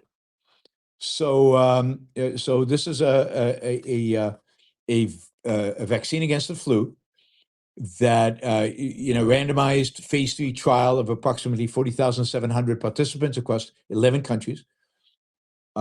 It confirmed that influenza-like illness occurred in only 2% of mFlusiva recipients versus 2.8% receiving conventional standard dose vaccines, which is a 26.6% relative improvement. So they've approved it, which is surprising because this is an FDA that has been in a Health and Human Services department that's been so aggressively anti-mRNA vaccines. And, this is the first time that an mRNA vaccine has shown greater efficacy than regular vaccines outside of COVID. So I thought that would upset enough of you because there's a bunch of you who hate vaccines, and then there's a bunch of you who hate mRNA vaccines in particular, and yet this is cool. By 2027, it will be available out there for people over 50, which includes me, to get a flu vaccine. So that is good news, and maybe some sanity at the Health and Human Services Department, which is would be really surprising, right? All right, let's see. All right, that, my friends, is the news for this Thursday, August 6th. I went almost 2 hours on that news, partially because of the sound gaps, but not only because of that. So we did a long segment on Tucker Carlson. So let us now turn to your super chats. But also, I want to remind you of I've got two things I need to bring out here. God, how do I stop? Anybody know on a Mac how you stop the Windows from resizing when you move like a Word document or any other document and it resizes kind of automatically? I hate that. It drives me crazy. All right, so we have a number of sponsors, as you know, for the Yaron Brook Show, including the Ayn Rand Institute. The Ayn Rand Institute is launching, has launched, wants me to remind you that they have a conference coming up at in Austin, Texas, in September, mid-September, September 11th through 13th. The conference will have some of the leading thinkers in objectivism, the leading teachers in objectivism, speaking there. And anybody under the age of 35, can get a scholarship to the conference.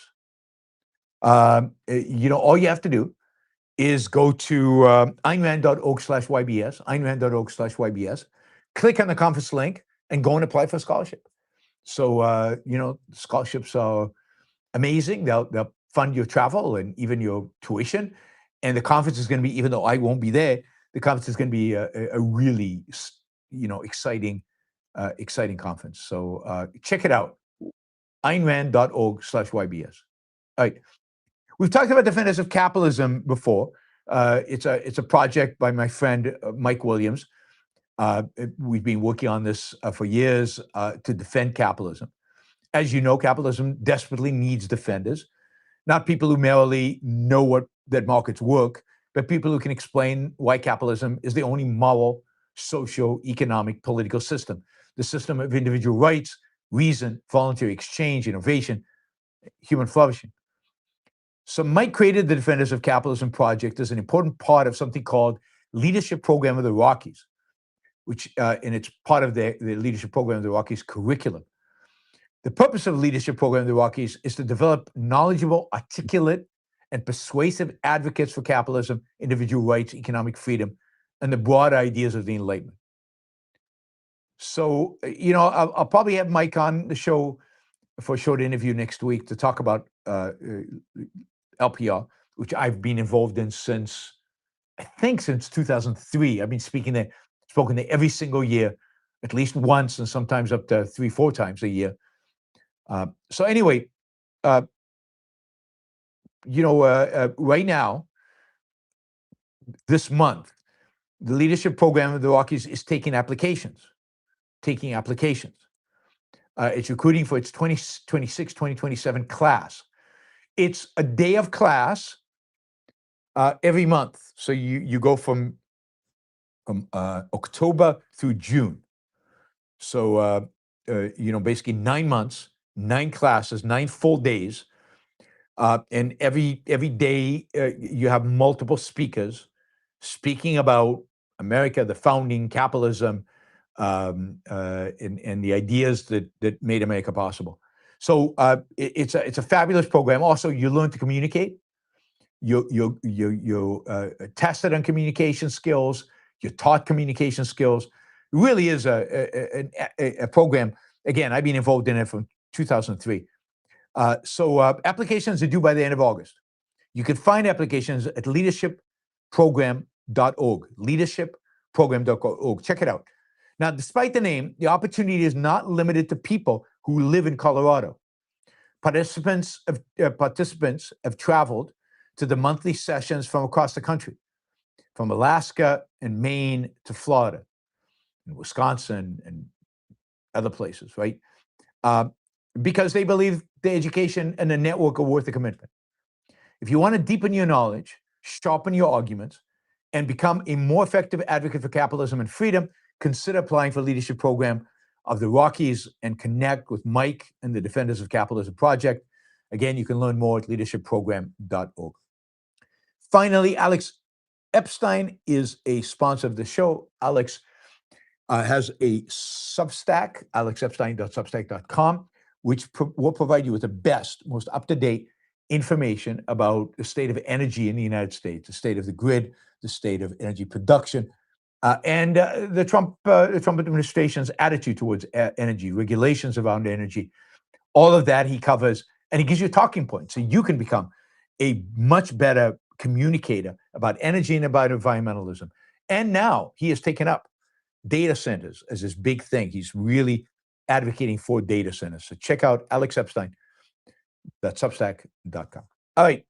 Reminder, we're doing pretty well on the super chats.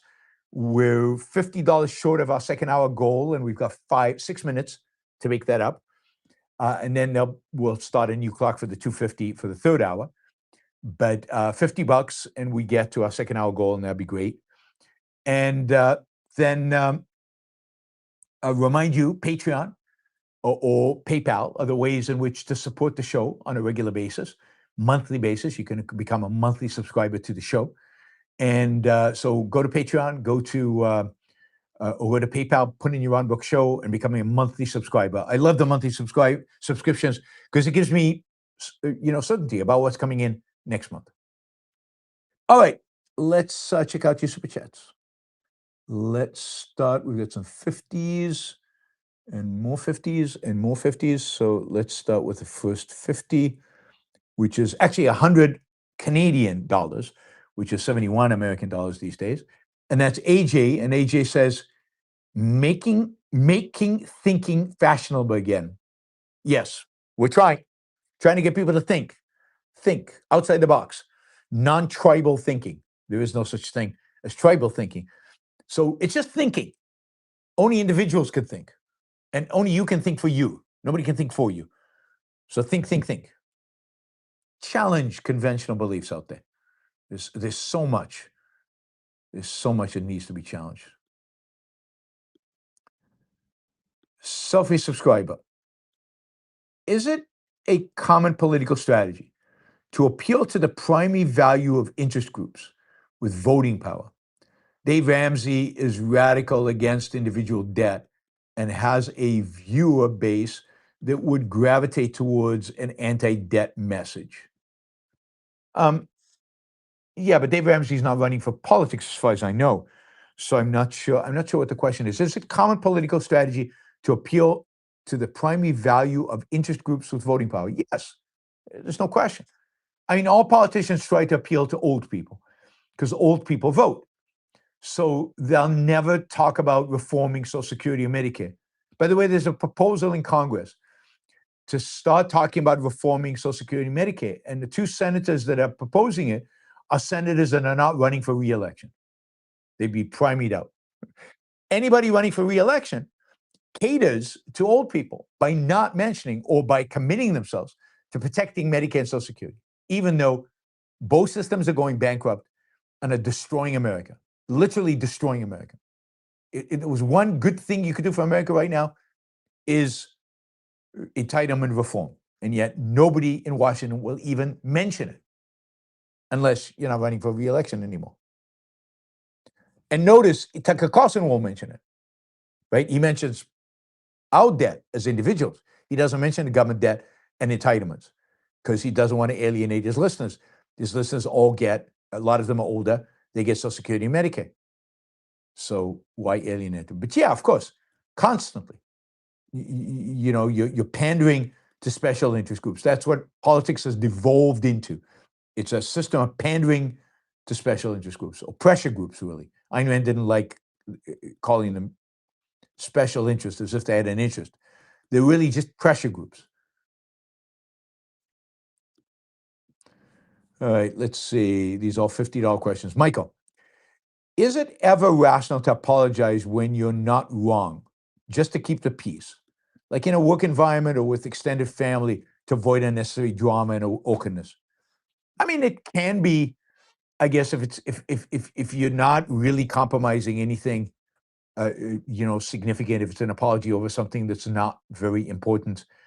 But mostly no. Mostly you should never apologize for something you're not at fault with. I mean, you might acknowledge the other parties could understand what you did differently than what you intended, but you want to reinforce the fact that you didn't intend it. So you want to be able to, you should always acknowledge that other people could have a different perspective on than your perspective. But that should not typically involve actually apologizing. So I would say for the most part, no. I can imagine scenarios where it's a very small issue to keep the peace, maybe. Michael says, to clarify your thoughts on bullying, do you think it's wrong for a child to tell a teacher if he's being bullied? He should just fight the bully on his own. No, he should do both. I never told the teacher when I was bullied. I just fought them. But I think telling is a teacher, telling a parent is good, but I don't think it's likely to solve the problem, particularly not in schools today, because I think parents and teachers do very little. Administrators and teachers. Again, the best way to deal with a bully is to stand up to him. And if you can get together a number of classmates and do it together, even better. But I think telling a teacher is good, and partially, if you tell a teacher, then she'll understand why you're fighting with the bully. You pre-warned her, in a sense, so you don't get blamed for it. I got blamed anyway. But I never told the teachers. My parents would come and they'd have to take me home, and I'd be suspended for a little while and back to school. All right. Andrew, I have a general understanding of what Rand meant when she said, paraphrasing, that morality and economics are intertwined and cannot be severed. But can you unpack that point? Whoops, what happened now? You guys still there? Right. Yes, I mean, the reality is that economic activity, reflects a particular moral perspective, right? Are you acting to better your life? Are you pursuing your own self-interest? Well, that has economic bearing and it has moral bearing. And you can't separate these two out versus a society in which people don't care about bettering themselves. She gives the example at some point of a country in South America where in order to try to get the workers to work harder, they were told that if they produce more, they would make more. So they shifted from hourly wages to production by the unit. And they would show up to work, produce just enough to make the exact same wages they made before, and go to the beach. So they weren't engaged in the process of self-betterment. They weren't interested in making themselves better. They weren't interested in pursuing, in any kind of sense, self-interest, or certainly rational self-interest. So that's one sense. The other sense is, of course, everybody knows that capitalism is selfish, self-interested primarily. And therefore, they always find flaws in it. They're always going to want to regulate it. So think about this. If capitalism is essentially self-interested, and if businessmen are essentially self-interested, and we know that self-interest are lying, cheating, stealing, right? People who are self-interested, lying, cheating, and stealing, then businessmen are lying, cheating, and stealing, and then we have to regulate them. Regulations always come from the perspective of, businessmen are selfish, selfishness is evil, therefore evil needs to be controlled. We don't want to stop them completely, but we want to control them. That's regulations. And then, of course, redistribution is a consequence of people over there need stuff, and they're not getting it. So we have to take from you and give to them. Both are consequence of a moral attitude. So you cannot separate, you can't talk about economics without the incentives that people have, what drives them, what motivates them. And you can't talk about regulations and the welfare state without talking about, again, the morality of why they're even in place. Hopefully that's helpful. All right. Okay, some $20 questions. This one is from yesterday. This is from Andrew. Came in after the show was over. Oh, by the way, Wes, thank you for the stick of $50. That is very, very generous. Thank you, friend Harper, for the sticker. Let's see, who else do I need to thank for the sticker?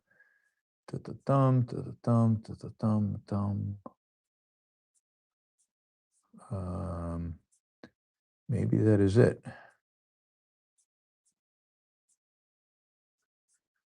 Oh, Stephen Hopper, thank you for the sticker. And let's see if I can catch everybody. Mike, thank you. You started it off. And yeah, I think I got everybody. If I didn't, I apologize. And thank you anyway. Thank you to all the sticker people, I guess. All right. Andrew asked yesterday, there are clips of Trump saying in April that he personally knew the contractor who renovated the reflecting pool. Yes.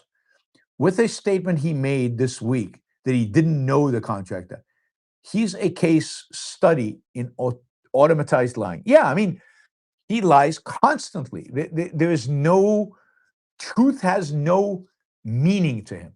It has no cognitive status for him. He just lies, and he gets away with it. So he lies more and more and more and more, and he lies constantly. And I don't know if what he said originally was true or what he said now is true. Who knows? He doesn't know. He might not know. He knew him, but he didn't know him well. What do you mean by knowing him? I mean, you could rationalize it away. But yes, he is the absolute king of lying. Nobody's ever done it with as much gusto as he does. Shahbaz, even Laverne and Shirley had some automation in their brewery job. You could see it in the show's opening title sequence. They weren't complaining. Yeah, I don't remember the opening sequence. I did watch Laverne and Shirley a little bit in the mid-70s, but I can't remember. Andrew, 1 out of 2. Okay, I see it. I think there's a lesson to be learned about the character in the slightly pitiful spectacle of Senator Bill Cassidy on his way to being forced out of D.C. He had a chance to preserve his integrity and respect for the medical profession by voting against the RFK Jr. appointment. His sporadic, newfound, feeble resistance of Trump is like Keating painting towards the end of the novel. Qua virtue of independence, it's too late. Thoughts? Yeah, absolutely. Way too late. He's lost his soul. He's completely given it up. For years and years and years, he sucked up to Trump. In one of the most consequential decisions he had to make, he voted for RFK when he was the pivotal vote, and where he was somebody people looked up to as a doctor. He's a doctor, remember? And he didn't. He caved against to Trump. Remember, his whole career, he's been caving to Trump. So, yes. Now, is Cassidy the one who actually voted to impeach Trump after January 6th? I can't remember. So he had a moment of sanity and then completely reverted back to, because he thought Trump was done with and would never show up again. And then he as soon as Trump came back onto the scene, he caved again. It's just, people like that are just so pathetic. So pathetic. Yes, no virtue of independence. It's a great illustration. Never be happy. He is a second-hander through and through, and just horrible, and he knows it. Shazbat, the most recent Spider-Man movie depicts AI in a very favorable light. The AI in his suit is quite advanced and amazingly helpful. No doubt everyone will have one of these in the future. Yeah, we can swing like that from building to building like Spider-Man. That's cool that it has a favorable view of AI in... I was not going to see the Spider-Man movie because I don't, more Spider-Man movies. What are they, 13 already in the franchise? It's boring, but, maybe if you convince me that there's enough positives to go see it, I'll go see it. Okay, Anam, you see this is $5 and $10 questions. You see the EU being at war with Islamism, but do you see no relation between that and the rise of Mamdani, al-Sayed, and the other DSA Islamist candidates? Well, no, because first of all, I don't think Mamdani's an Islamist. I think he's a leftist, far leftist, sympathetic to Islam, but I don't think he's an Islamist. I don't know about al-Sayed. So they hate Israel because that's what the left does. The left is hateful towards Israel. They're not primarily guided by Islam. They're primarily guided by their leftism. So I don't know what you mean by that. That is America at war with Islamism? Yes, America is at war with Islamism, just like Europe. 9/11 proved that. And America hasn't done what's necessary to defeat Islamism. But here's the thing. Muslims are a tiny fraction of the American population, really a small fraction of the American population. So I just don't see them as a threat. Whereas in Europe, in some places they're 10%, 5 to 10%. In the US, they're way less than 10%, they're less than 5%. Yeah, let me just ask ChatGPT, what fraction of US citizens Muslims? Yeah, so it's just not a existential threat. By the way, I don't think Mamdani and Al-Sayed are existential threats, because I think that a majority of Americans will always vote them out, so they can do a lot of damage locally, but they can't do a lot of damage nationally, because they will not be, they're not respected, they're not liked. The far left and the Islamists will not have political power in the US. They might in Europe. They might in Europe, because they just have the Islamists have numbers in Europe. They don't have them in the United States. And by the way, I would ban Islamist immigration from the US. I would ban that as well. And again, if you can't differentiate between Muslims and Islamists, then ban Muslim immigration, but do it systematically, do it properly. So here's the thing, 1% of US citizens are Muslim, 1%. So there are more Jews in America than there are Muslims. So what are you worried about? Now, I will do a show on Islamic, Muslims in America. So I will do a show on that soon. But 1%, what is 1% going to do? What's 1% going to achieve? The only reason Al-Sayed wins is not because he's Muslim, it's because he's a leftist, and the Democratic Party is turning radically left, big chunks of it. And the reason Mamdani won is not because Muslims voted for him, it's because leftist professionals voted for him. Not because of his Islamism, but because of his leftism. So leftism is a threat, but it's only a threat locally. It's not a threat nationally. All right, Andrew, $50, thank you again. How do you support the claim that morality trumps in the context of the educated youth's support for socialism? It is true that they receive a poor education in economics and may be ignorant. So what points to morality being the essential factor? Well, the fact that you can just look out there into the world, and if you know a little bit of history, and it's not that hard to figure out the difference between North Korea and South Korea, East Berlin and West Berlin, Venezuela before and after socialism, Chile before and after socialism.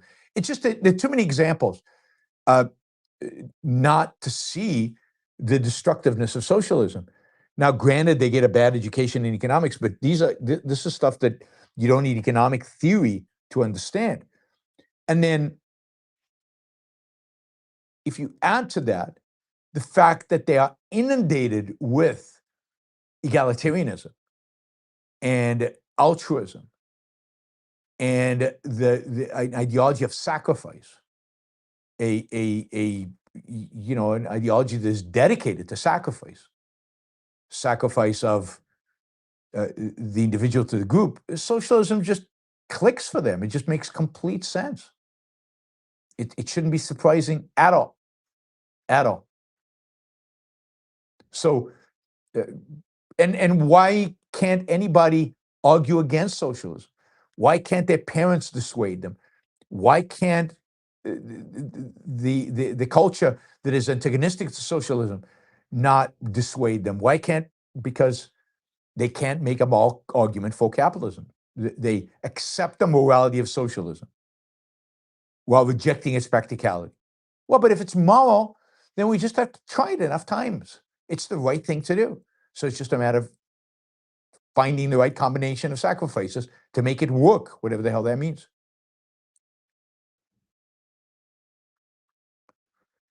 Guys, like the show, press the like button. It doesn't cost you anything. It's not that hard to do. Just click a button, and all it does is helps the algorithm with the show. Right now, we're 64 likes, I think, and over 110 people watching, and a lot of people have watched and left.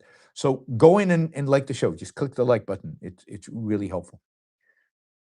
All right, Wesley, if you could go back in time and dissuade Trump from attacking Iran on 2/28, would you? Is there a higher probability Iran collapses in the next 2 years? Maybe. I probably would dissuade him because what's happening right now is so embarrassing. It's so disheartening, and it's so damaging to U.S. interests around the world. It's destroyed the alliance of the Gulf states. It's destroyed whatever, China's emboldened. It's emboldening all our enemies.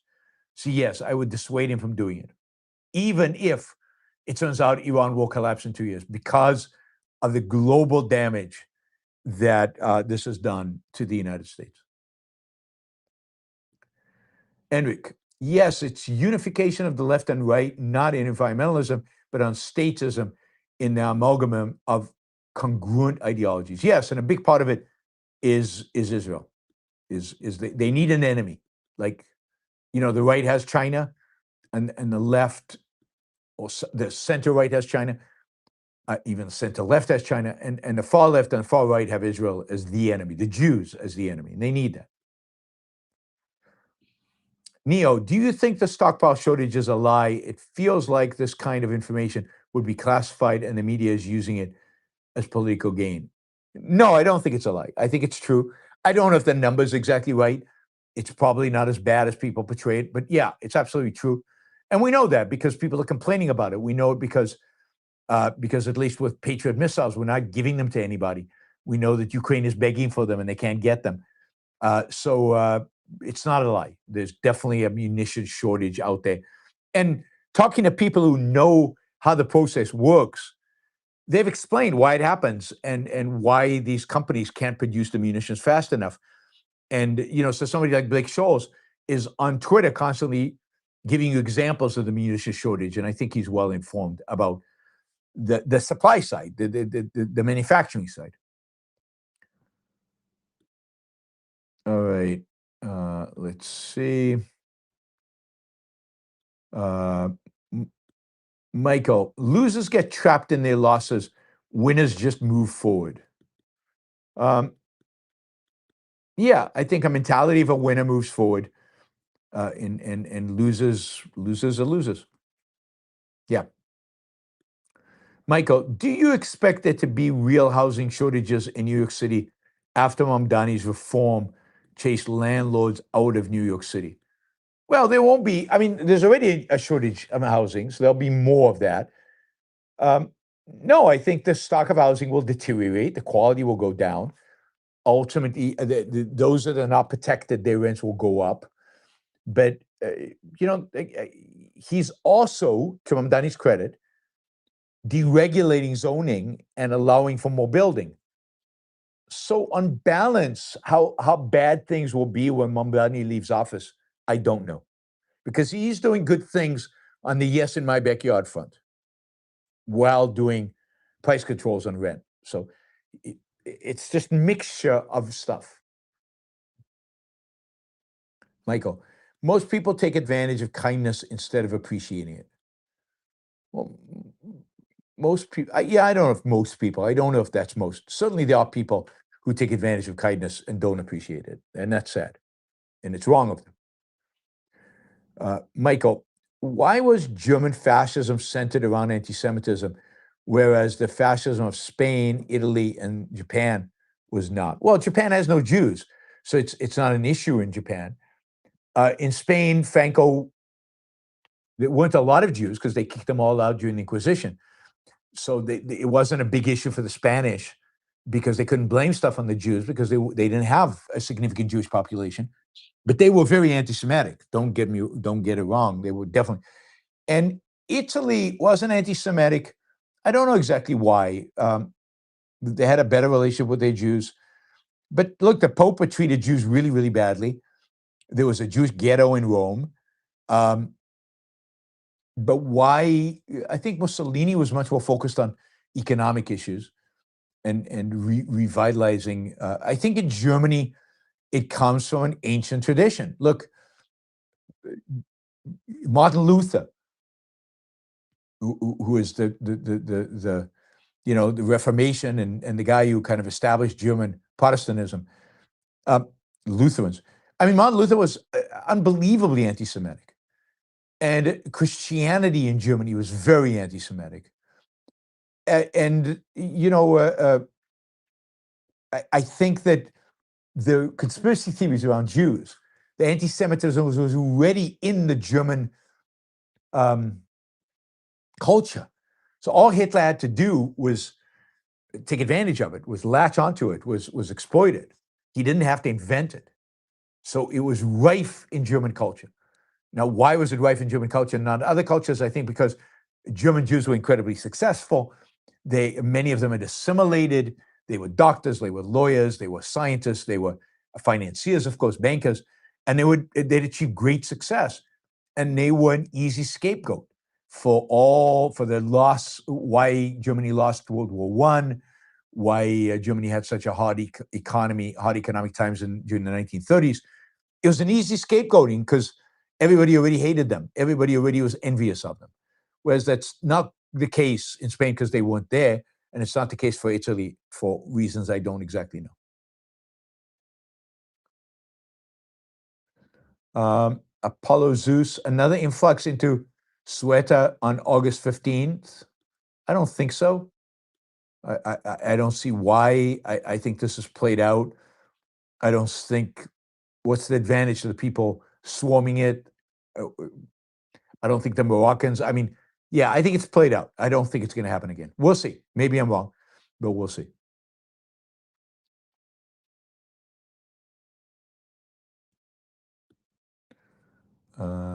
Rue Downs. For your Mac issues, system setting, desktop and dock, click on Windows, toggle off, drag Windows to menu bar to fill screen and drag to left or right edge of screen to top. Oh, thank you. Perfect. Perfect. It's exactly what I needed. I'll check the news about this August 15th. But I just don't think it'll happen in spite of what people are talking. Spanish authorities concerned about possible August 13th thing. Spain concerned about of a possible migrant crossing. Let's read this story quickly. The report of Spanish an active online campaign exists with potential to mobilize people.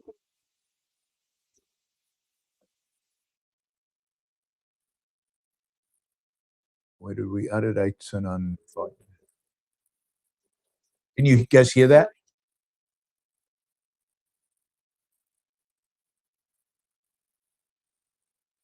Yeah, I see the news.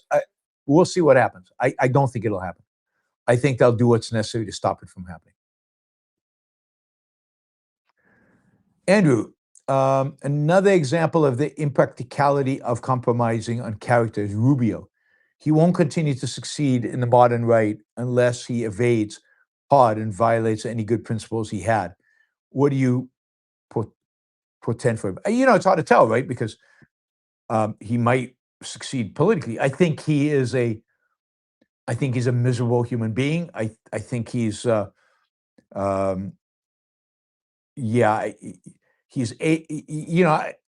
I don't think he can be successful. I don't think he can go anywhere, right? So I think that he has sold his soul, and he has no soul left. And therefore, what will he stand on? What will he fight on? What will his agenda be? What will be? I just don't see how he can win. J.D. Vance is in a much better position, and he'll be lumped in as a neocon for his support for the war. Now, he might have a majority of Republicans, and it could be that Rubio could beat a Democrat better. But again, the people who vote in the primaries are not the people who are majority, just average Republicans. They are the MAGA people. They are the committed. And they, I think, unlikely to vote for Rubio. But we'll see. In politics, losing your soul and being a liar and being generally a scumbag sometimes is an advantage, not a disadvantage. It's the one field in life where dishonesty can pay off if the payoff is political power. So it doesn't function by the usual moral principles of practical is the moral. It does in the sense that if the practical is your life and your happiness and your flourishing. It doesn't if you're measured by power and political success. All right, guys. Thank you. Thanks to all the super chatters. You were great. And I will see you guys tomorrow after I watch Nolan's The Odyssey. Hopefully you're interested in my review of The Odyssey and you'll join me. It should be fun. I'll also review other reviews of The Odyssey, talk about how other people have approached it. And it should be a fun show. See you all tomorrow. Bye, everybody.